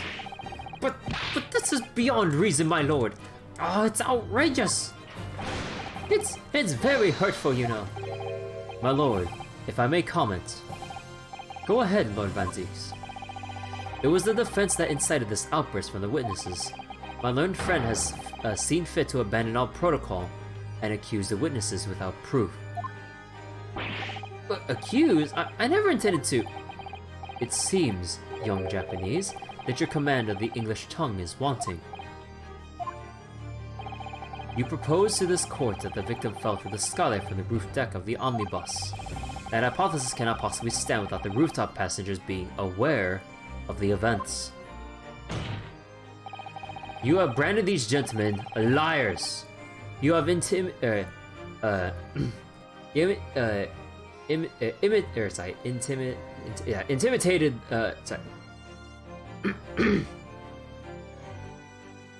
intimidated their criminal guilt. In our British courts of law, that is what is deemed a baseless accusation. I know I was rash to put this idea forward without any actual evidence, but you can't just dismiss it without a second thought. What are we wasting time for? Get them to testify. I thought there was something fishy about that hat from the moment I laid eyes on that fellow. We have to see this matter through now, one way or another. If there's filth and rubbish in our midst, we must dispose of it at once. Oh God, what's happening, Mr. Naruhodo? The spectators in the pub gallery they're in a complete frenzy. Mr. Fairplay and Mr. First. But my lord, you will take the stand again and make another formal testimony. in reference to the indictment brought by the defense. Oh, yes, my lord. I didn't come here for this. There's no time to think this through. All I can do is keep pushing forward.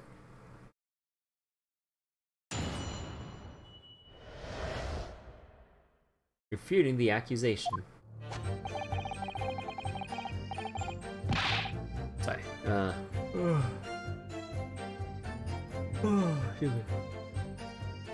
we were the only two people, up on that roof deck. Dead or alive, I could swear to that. If anything had happened where we were sitting, don't you think one of us or the other would have noticed? In any case, none of us know the first thing about the victim. We had no reason to kill the man. The skylight was shut the entire time, I tell you. We couldn't possibly have opened it. Whoops. If you're so sure the victim fell through the skylight, where's your proof?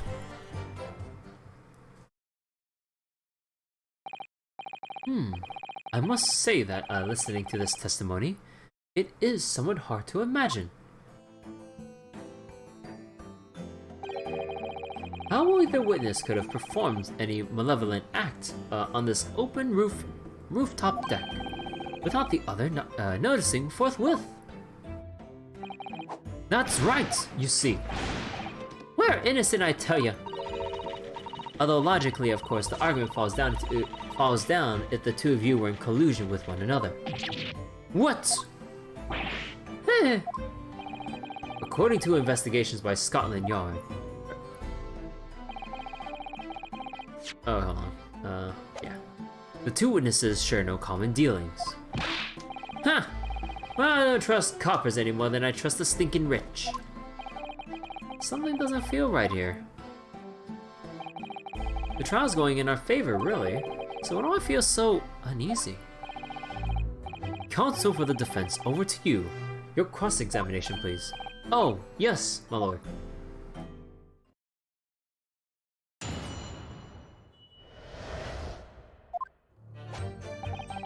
We were the only two people up on that roof deck, dead or alive. I can swear to that. So, at no time did the victim, Mr. Mason, climb up to join you on the roof deck. Absolutely not. Dickon. Dickon?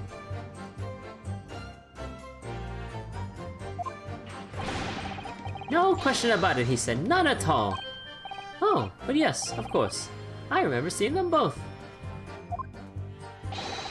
I saw the victim inside the enclosed cabin talking with this man here. Is this true, Mr. McGilden? Dear me, my lord. At the risk of repeating myself, I boarded the omnibus alone and nodded off inside almost immediately. That's an outright lie. Without doubt you were engaged in... Let me stop you there, fella, and ask, do you have any evidence at all? At all? Ah! 'Tis all about evidence in the court these days, so it is. You do well to remember that. Ah, I saw you! With my own eyes! This is going so well.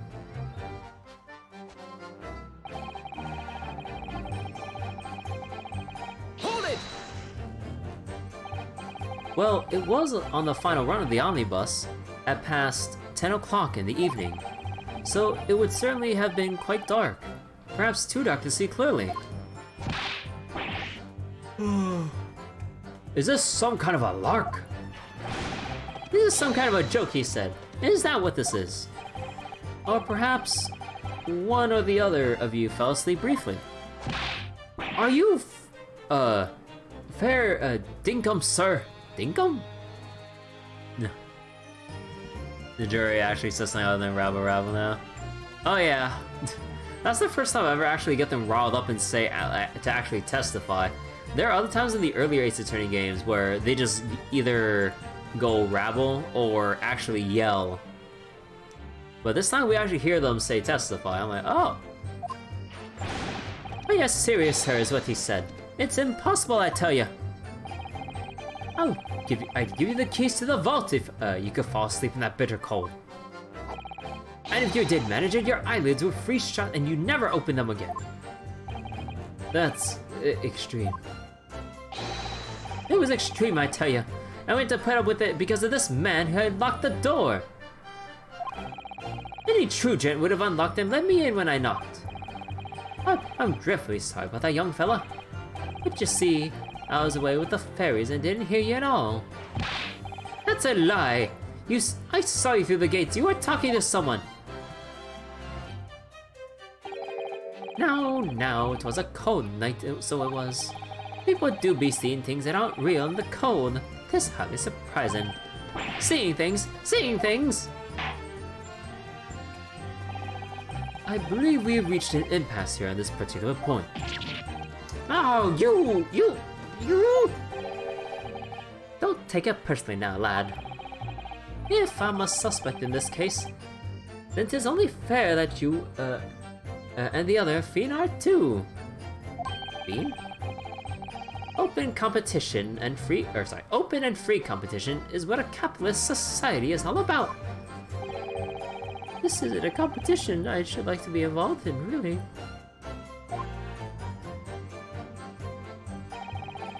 In any case, neither of us know the first thing about the victim. We had no reason to kill the man. Hold it! So, you had never met thrice-fired Mason before? Oh, Lummy, no. Lummy? Not once, never. He'd never met the man before, he said. And you, Mr. First, had no prior dealings with the victim either. That's right, sir. Hatters don't have much to do with brickmakers, to be perfectly honest, sir. No, I imagine not. You see, how many different ways can I put this? Neither of us had the remotest... Well, no. Oh? Excuse me. Mr. McGilden? Yes, Counsel. What can I be doing you for? Did the witness's last statement give you pause for thought somehow?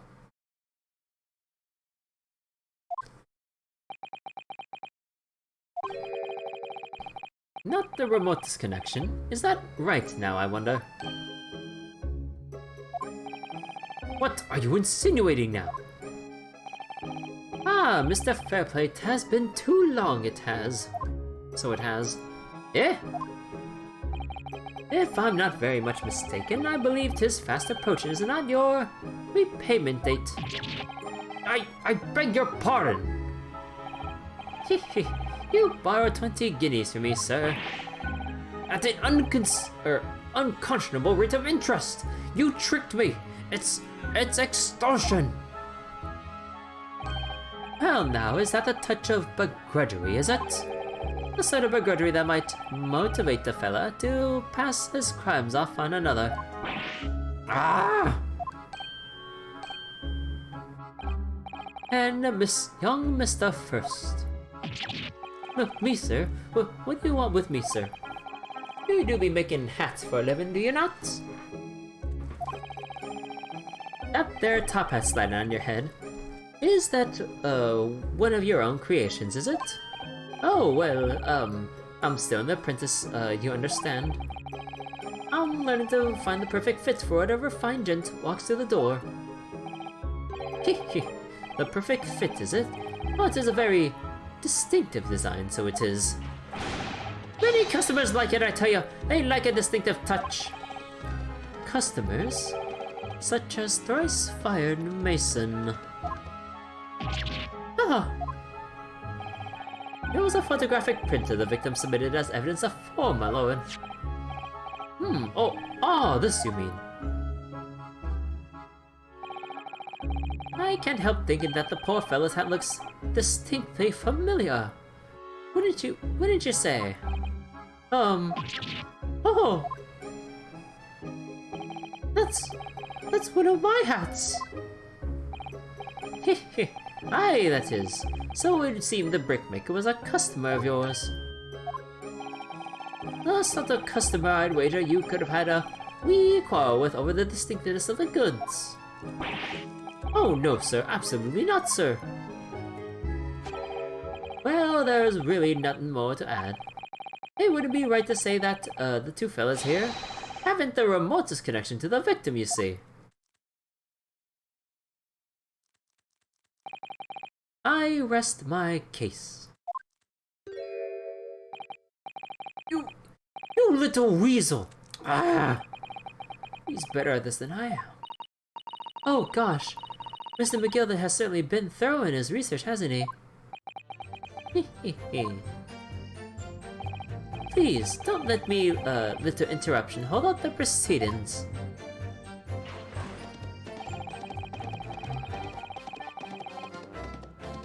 Hold it! Are you quite certain about that? That the skylight was shut the entire time? I'm going to lose my block with you in a minute! He's going to lose his rag with you in a minute! That's what he said! Take a look for yourself, go on!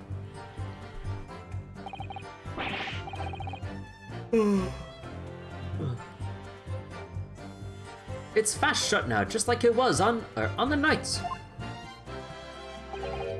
So it is, of course. A fella the size of Mr. Mason could likely break through it, right through its still and all. What? Just look at the size of the thing, you understand. Now you hold on a minute there, sir. The size of the thing means nothing. Not on its own. Let's consider the bigger picture here, shall we? Let's stop biting your cane, shall we? I was riding the omnibus on another occasion when I broke wind. Oddly, I shocked myself as... What?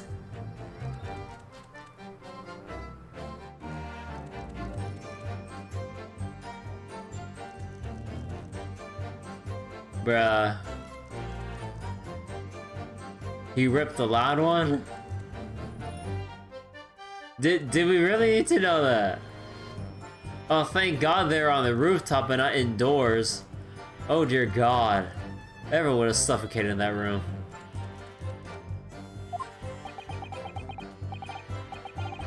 This is an unexpected confession, Mr. First.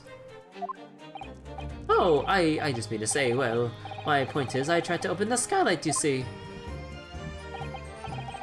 But just my luck, I couldn't make it budge. The stench was terrible. Bruh. Bruh. Stop. Everyone was looking daggers at me, sir. I went as red as the rouge, I did. Are you expecting me to sentence you?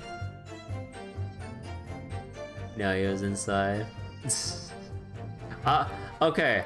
I'm sure Gina could have made a note of the stench in that cabin if he actually ripped one inside there.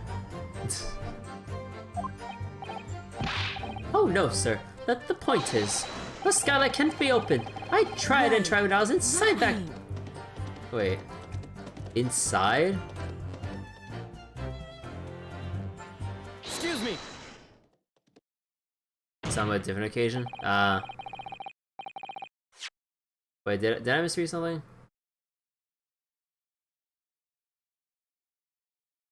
Oh. My bad. Do you have something to say about that, Mr. Strahd?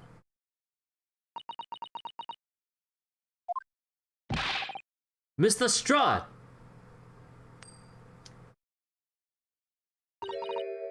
It opens. Huh? The skylight. That is what we're talking about, right?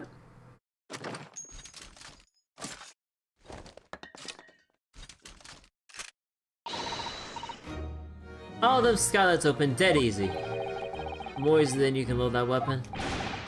That's a lie, I tell you. Otherwise, when I broke wind, You can't do it from the inside, you mug. Oh. Look, a few weeks ago, I was up on the roof deck of one of them drags. And I had a great haul. I had purses coming out of my ears. Mr. Strahd is not the form to be, eulogizing on the subject of your criminal activities. Well, anyway, I had a bit of a scare. When I looked at the last bloke's purse, he got wise to me. All four of them surrounded me so I couldn't, hop off the bus and leg it. So what I did was I used the skylight, opened the catch, and jumped straight through. What? Yeah, and the catch of the skylights is on the top side. That's why you can't open them from the cabin. The skylight opens from the roof deck? Bailiff! Climb up onto the roof of the omnibus at once and verify this witness claims. Yep.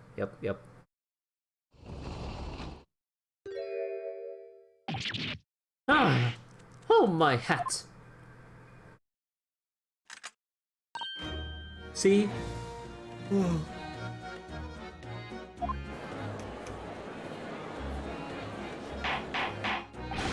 Order!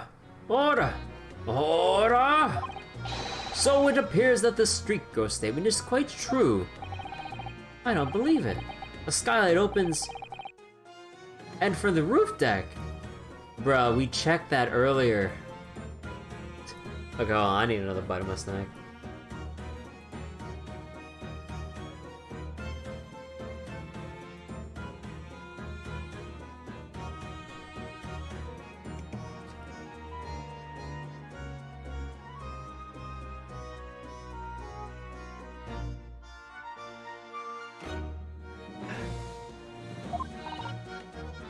Mr. Naruhodo, this could be the clue we've been looking for. Well, counsel for the defense. Please continue with your cross-examination.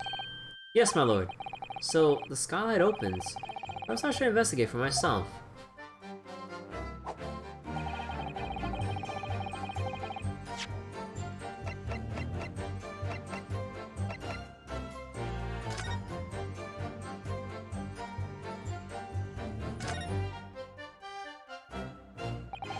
So the skylight was fastened shut before, but now the catch has been undone. We should be able to open it.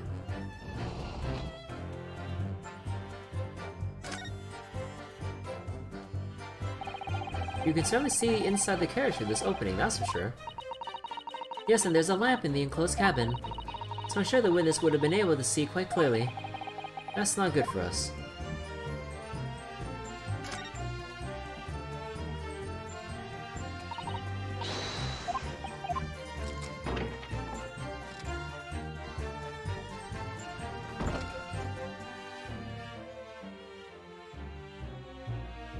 Ah. Yes, it does open very wide, doesn't it? Why did they kick someone like you through? Certainly, Mr. Naruhodo. Why someone like me?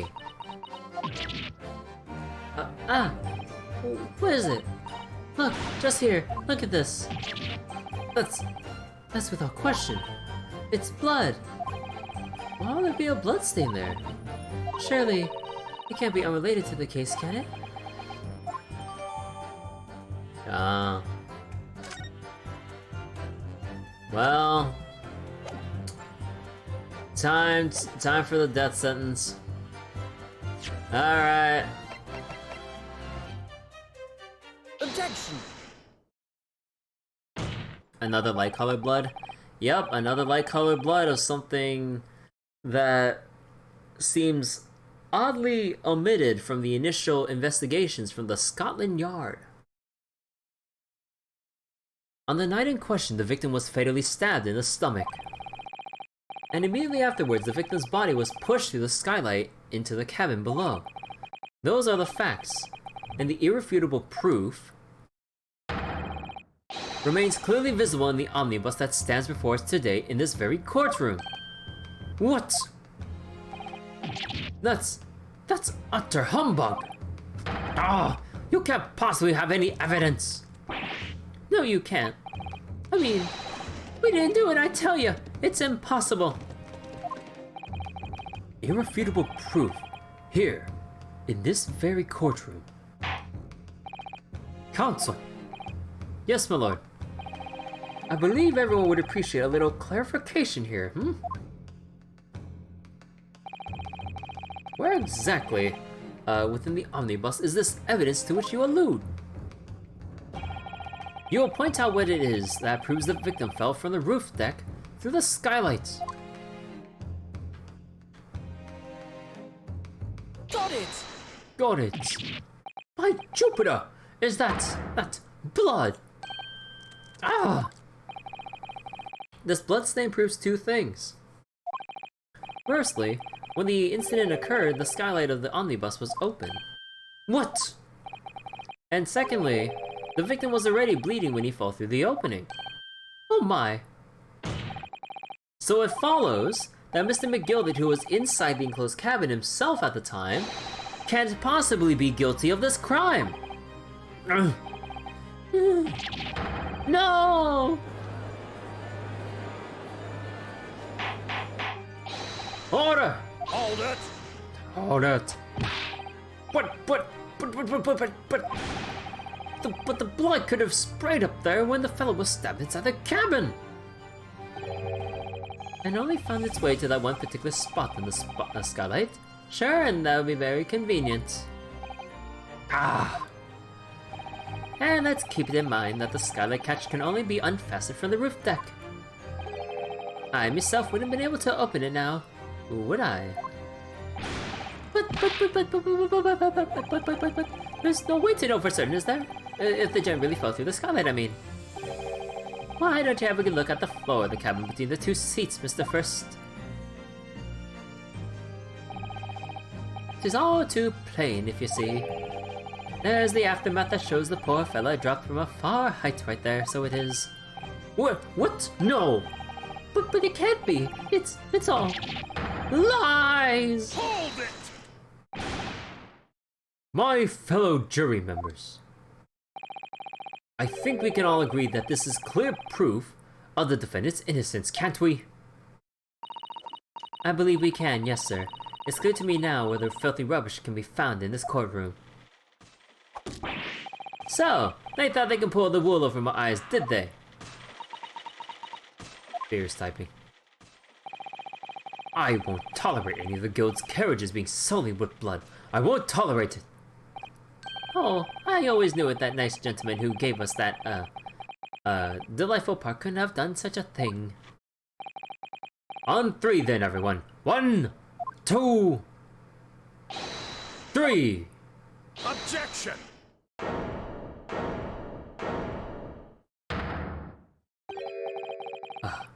Chilling performance, Mr. McGilded.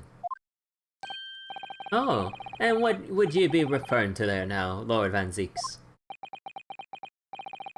A bloodstain on the frame of the skylight? Such evidence is null and void. What? Why? For one extremely simple reason. That smear of blood never existed! Objection! What are you talking? Ryunosuke, we investigated this part 1. And we found new blood that you're unfamiliar with in here. God damn it. It's there for all to see. It's clearly blood. Objection! I personally attended Scotland Yard's investigation of the omnibus. The officers involved went over the carriage with a fine-tooth comb. So I can state with absolute certainty, or surety, no such smear of blood existed in the carriage. At least, not until this trial began. But, are you suggesting, Lord Van Zeeks, that the stain of blood was fabricated, my lord? Yes, and while this court has been in session. What?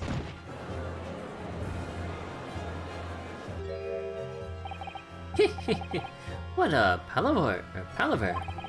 I must say I didn't expect such crude reasoning from a prosecutor of your standing, Lord Van Zeeks. But I'm Magnus McGilded, a fella known all over the capital for his fine contributions to public life. I don't take kindly to slander, and I'll fight it to the bitter end. Even if it's rolling off the tongue of the Reaper of the Bailey. Mr. McGilded, I realize that this is your first appearance in court as the accused. However, I am well aware of your involvement behind the scenes in a great many affairs of dubious nature. You're very adept when it comes to avoiding getting your own hands dirty. And each time it happens that a case you're involved in is investigated, you adapt the facts. Adapt the facts? What does that even mean? When you wield a fortune the size of Mr. McGilden's, however ill-gotten it may be, nothing is impossible. Tampering with evidence, manipulating the scene of the crime, bribing witnesses. I toast your ability to concoct the most convenient of stories, sir. Tut tut, Lord Van Zieks. This will not do, to be sure. Limit now, counsel. Well, huh? Oh, no. I think it's fair to say that this all sounds like a rather far-fetched excuse by a desperate man. The blood on the skylight didn't exist, you say? But if yous all will cast your minds back, is it not true that the omnibus there had been in the courtroom the entire time? How could anyone possibly put a smear of blood in it without the world and his wife seeing?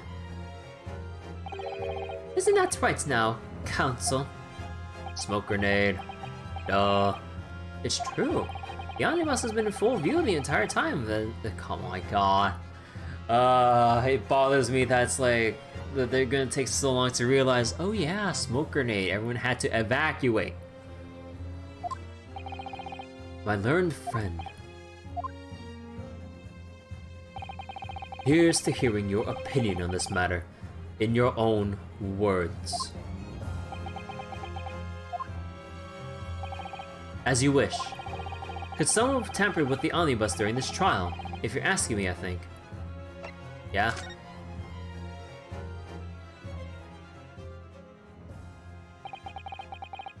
As a defense lawyer, it's my job to advocate for the defendant as best as I can.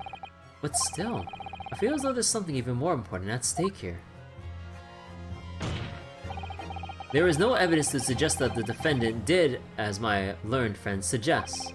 However, in terms of having the opportunity to carry out the alleged tampering, there is one possibility. Oh! Good gracious! Explain yourself, counsel! Rabble, rabble, rabble, rabble, rabble. Yes, there is. It seems my learned Japanese friend has no intention of running from this deceit. Deceit! I'm sure everyone still remembers clearly. The recess that we're forced to take. As a result of the smoke grenade fired by the witness currently in the stand, Miss Gina Lestrade. Bang! What's going on? Be careful, Mr. Naruto. Cover your face. Bailiff, don't let the accused escape. Secure the omnibus. I hereby call an emergency recess. Bailiff, ensure the defendant is in custody and clear the courtroom. The courtroom was filled with smoke, and everyone was thrown into confusion. All of us were made to leave this chamber. In that brief interval, under the veil of smoke and in all the chaos, it could have been possible to steal inside the omnibus.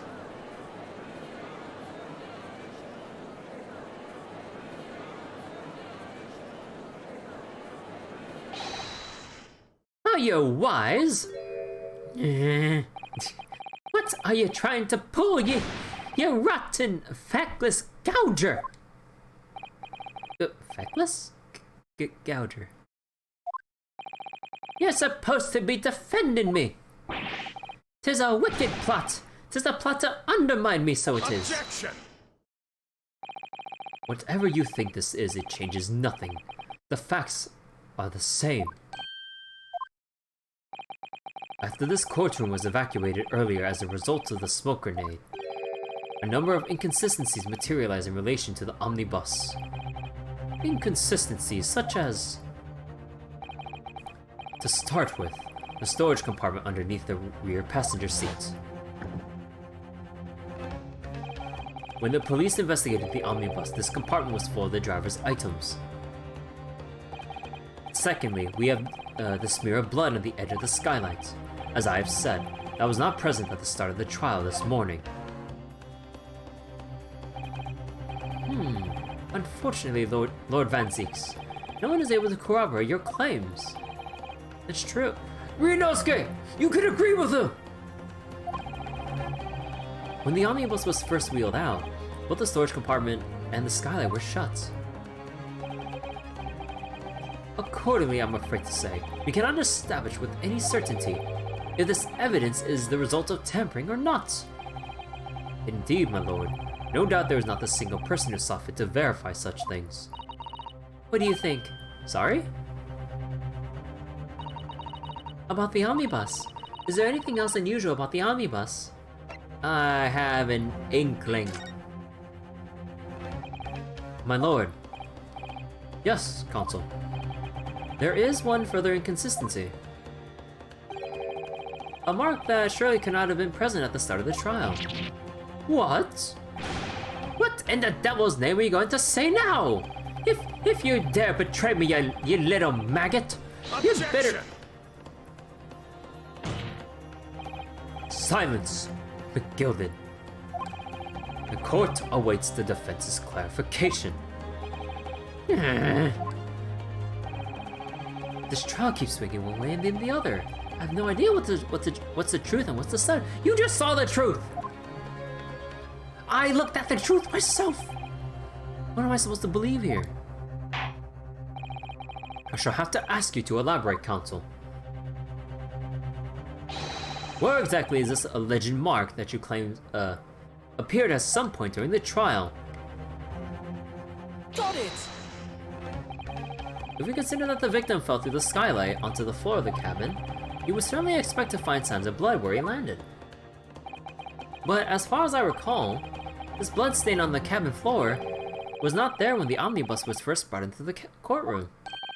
Good lord! Yes, I do believe you're correct, Consul. Well said. Although, as advocate for the defense, one might say that was a very careless slip of the tongue.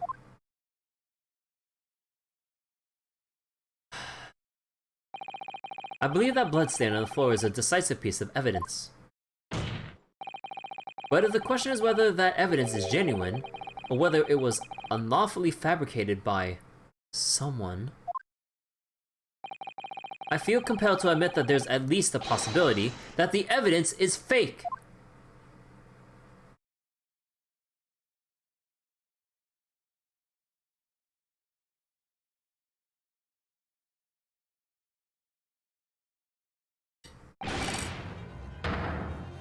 Oh. Okay, give me a second.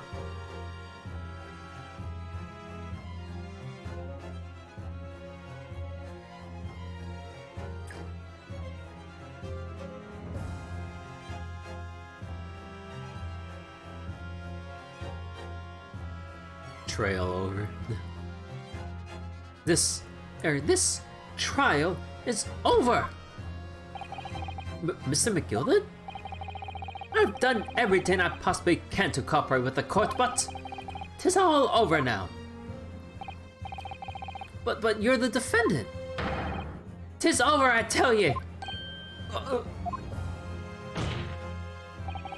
Memory, recollection, what people think they saw, 'tis all nonsense. Facts are what counts, and the fact is that bloodstain is there now. Well, and over the course of this desperate trial, long and extremely drawn out as it has been, that good-for-nothing Reaper of the Bailey has failed to present any decisive evidence at all. I'm scandalized, so I am. I thought better of Lord Van Zieks. Well, my lord, I must concur with the defendant. The unaffirmed recollections of an individual cannot stand as evidence. At this moment in time, the particular bloodstain in question is very much in existence. and the absence of any credible method by which to prove its alleged previous non-existence, I regret to say it would be improper for this trial to continue. Are you gonna just disregard the freaking Scotland Yard's investigation? They would have mentioned it, so if they didn't mention it, it wasn't there!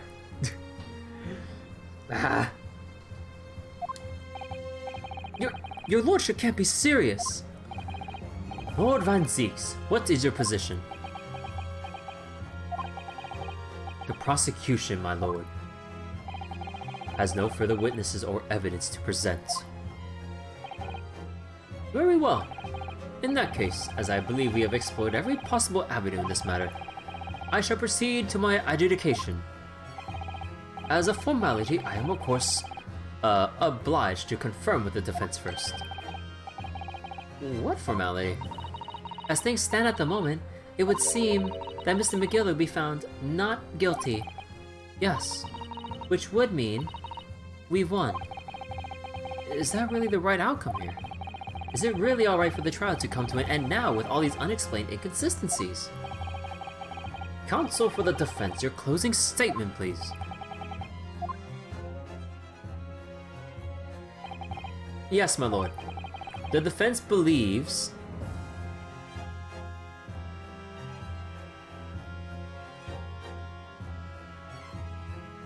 guilty.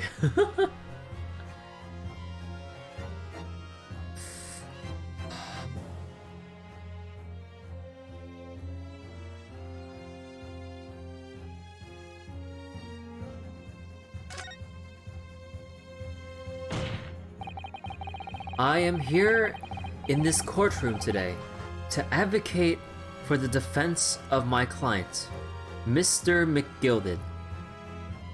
However, at this moment in time, I cannot in all good conscience attest fully to the defendant's innocence.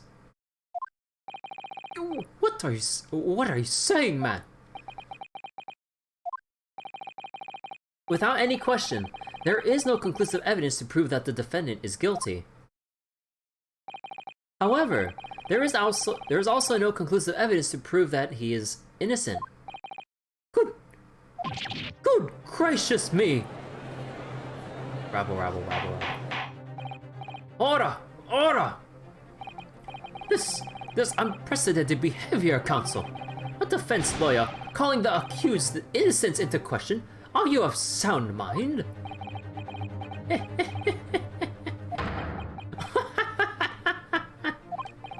Oh, it was a grand decision to appoint you as my lawyer, so it was a grand decision. What? I must say I didn't expect quite such an exciting spectacle at the end there, but still. Here, have this for your troubles. Your job here is done, fella. And some fine work you've done, so you have. What do you mean? 'Tis just the right honorable, as the right honorable gentleman so succinctly put it afore. The trial can't go on anymore. And your closing statement was, how did he put it now? Nothing more than a formality.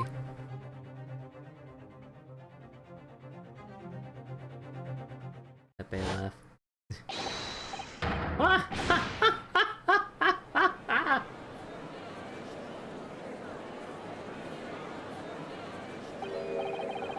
I really don't know what to make all of this. Was the evidence we've seen genuine, or was it fake?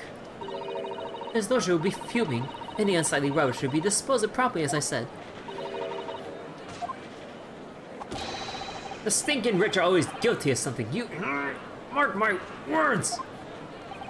I feel terribly ashamed that I ever doubted that lovely man who gave us the lovely park. Now that proceedings have unfolded in this way, I am compelled to declare a premature end to this trial. Furthermore, the court must accept the defendant's plea. Objection! Go on, say it. I thank you kindly, my lord.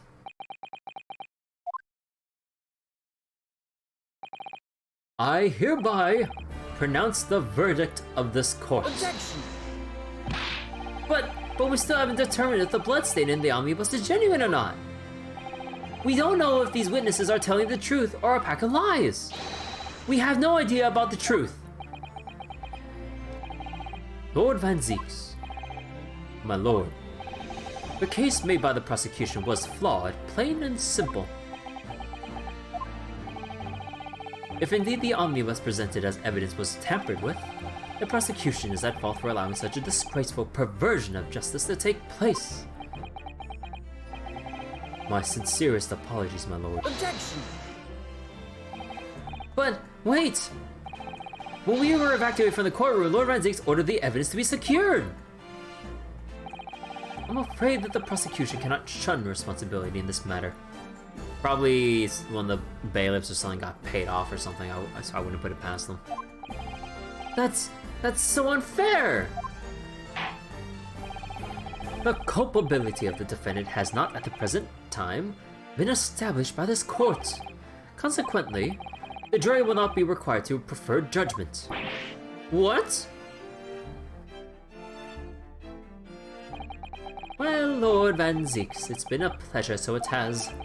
As for you, my dear fella, I couldn't have asked for a better defense. So even if he knew that we were gonna expose him, all he needed to do was just cause enough chaos and confusion to bring just everything in this trial to question, and then just...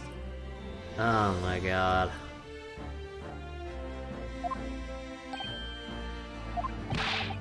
You mean to tell me this has all been a grand waste of time?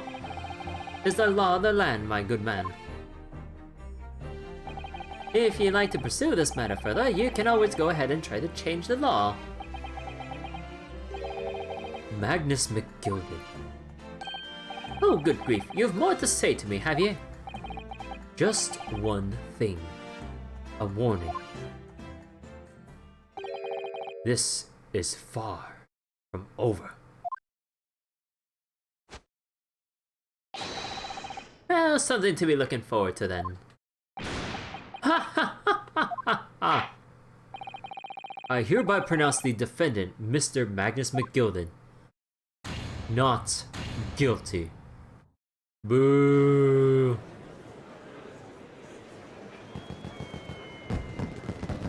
Fireworks? Damn, we're really gonna end it here. I can't believe it. This is an outrage. They should have examined the evidence more. What are you talking about? The man's been cleared. He's innocent.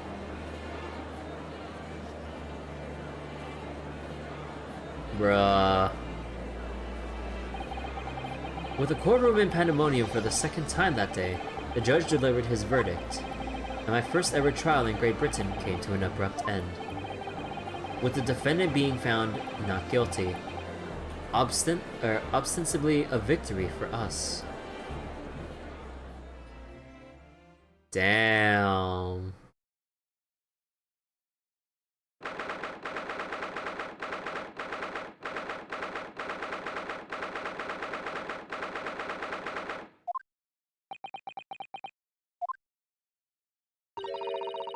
That certainly was a long trial.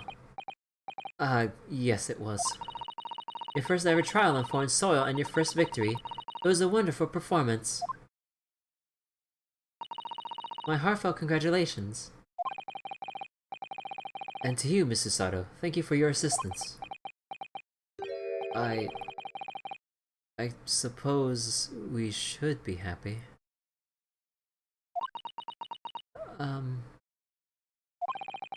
The trouble is, we're still completely in the dark about what actually happened. Well, we didn't have enough time.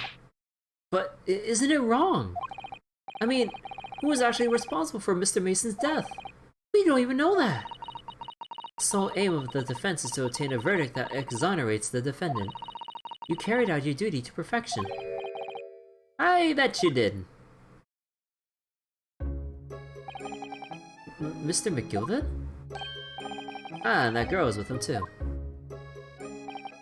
Well, it seems the stories are true. Oh, what stories? I'm about the 6 enormous fireworks they do be letting off when there's a verdict of not guilty? Don't tell me there's also some twisted way to just see what happens if he gets not guilty. I'm sure yous must have seen them now. Spectacular, wouldn't you say? Yes, definitely. I heard it was a sight to behold, and to be sure it was. And I've you to thank, I suppose, for having an opportunity to see it. Oh, I don't know about that. I'm not sure I really did anything. Oh, what on earth are you saying, fella? How did I walk out there a free man, then? I don't think it was so much thanks to me as down to your planning. You're a straight-talking fella, ain't you? I must say you had me astray in the head there once or twice. But you're young and headstrong. Ah, 'tis under the bridge. Congratulations, Mr. McGilded, on having your name cleared. But nothing's resolved. There's only one thing that matters to me. Oh. Aye.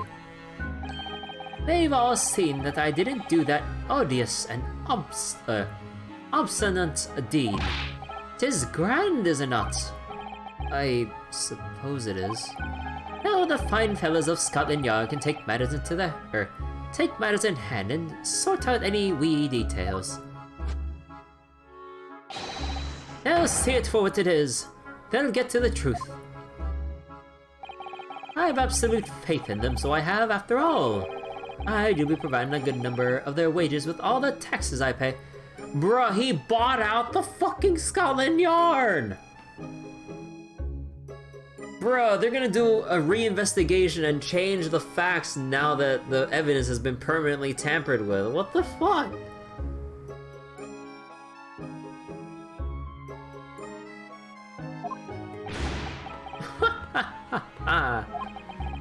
It's not that funny.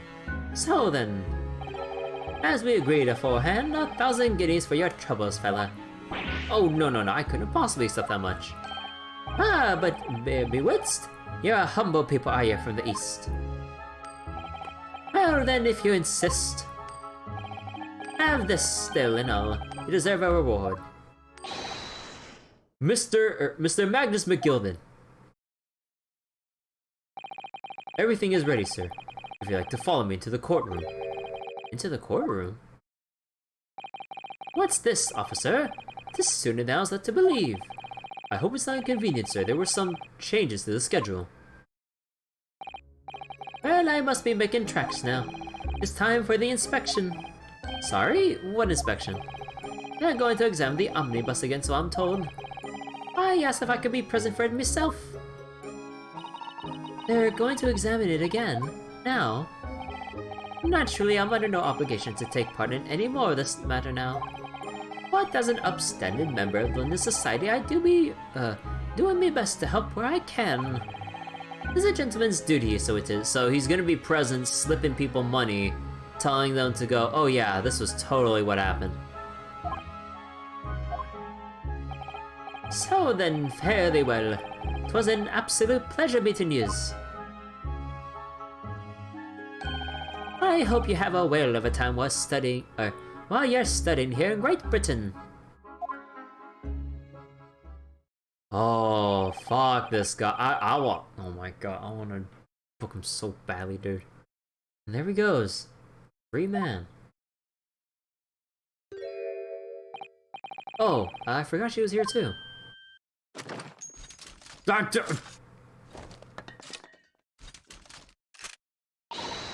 Don't move.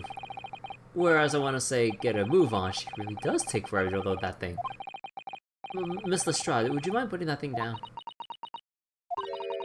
You're a grown-up. Sorry? And I ate grown-ups. Oh, there you are! Who the fuck? Who is this? Naughty running off like that. Is this some kind of picnic? Who's this little girl now? And taking that with you as well. I was looking forward to the trial run of my experimental smoke grenade launcher.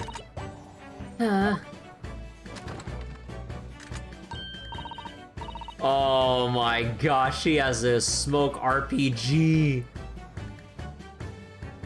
Oh, do you want to play? You won't beat me.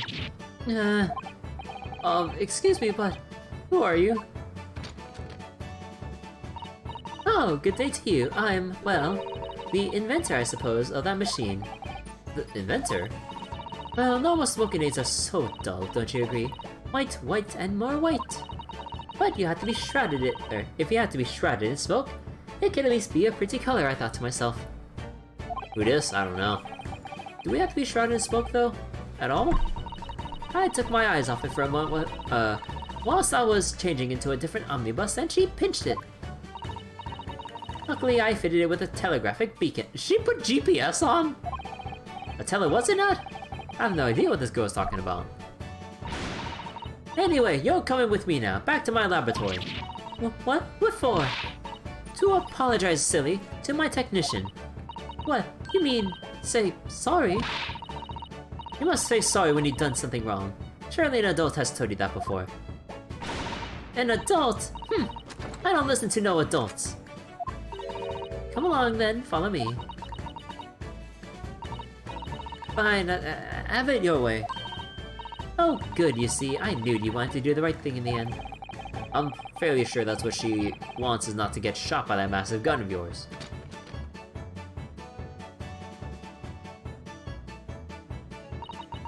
Well, I'll be leaving now then. Bye-bye.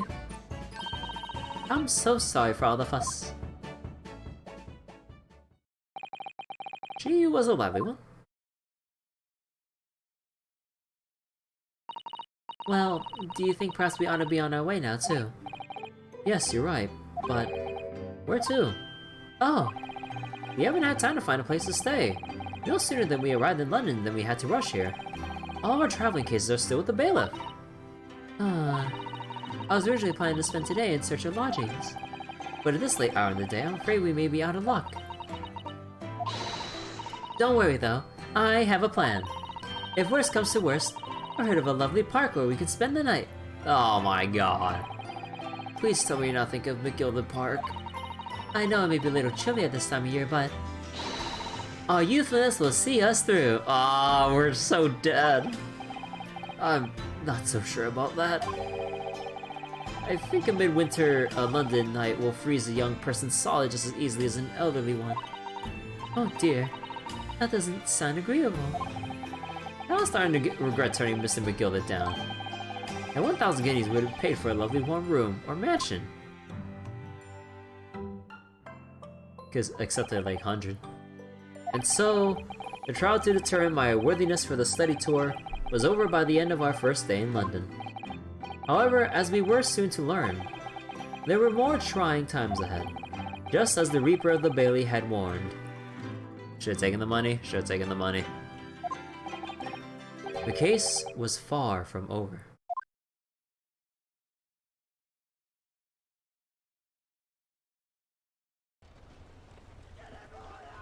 Oh, what? What's going on? Get the fire brigade! Water!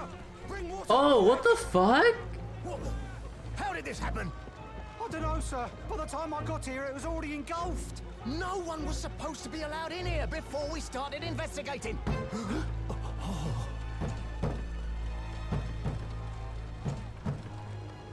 No. Oh, good God. There's someone in there. Oh. Oh. This can't be.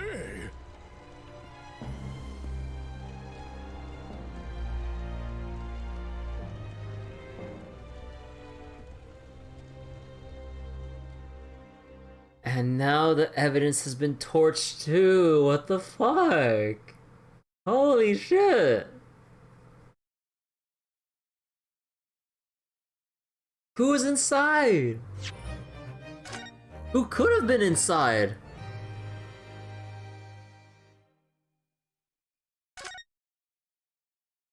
Congratulations. I don't feel good at all. I'll find out next time. The Adventure of the Clouded Kokoro. Okay. Okay. uh...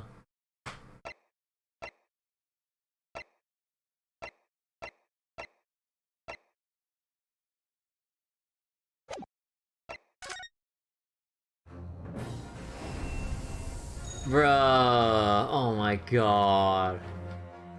I guess he's gonna be the main antagonist trying to play puppeteer behind the scenes and everything. Oh my god. Oh my god, I hope he book his ass at case 5. Oh my god, you know we're gonna have to call him up somehow. Oh my god. But I think I'll leave Ace Attorney here for tonight. It wouldn't feel right to start the main or the next case with only like what was it? Like, it's a little over an hour before midnight. So I think I'll leave it for a fresh session to start case 4. But for right now, I think I'll just chill with some FGO now that I think the time lock should be up for the next section. And probably just chill with that for the time being. So I'll go close Ace Attorney here for tonight.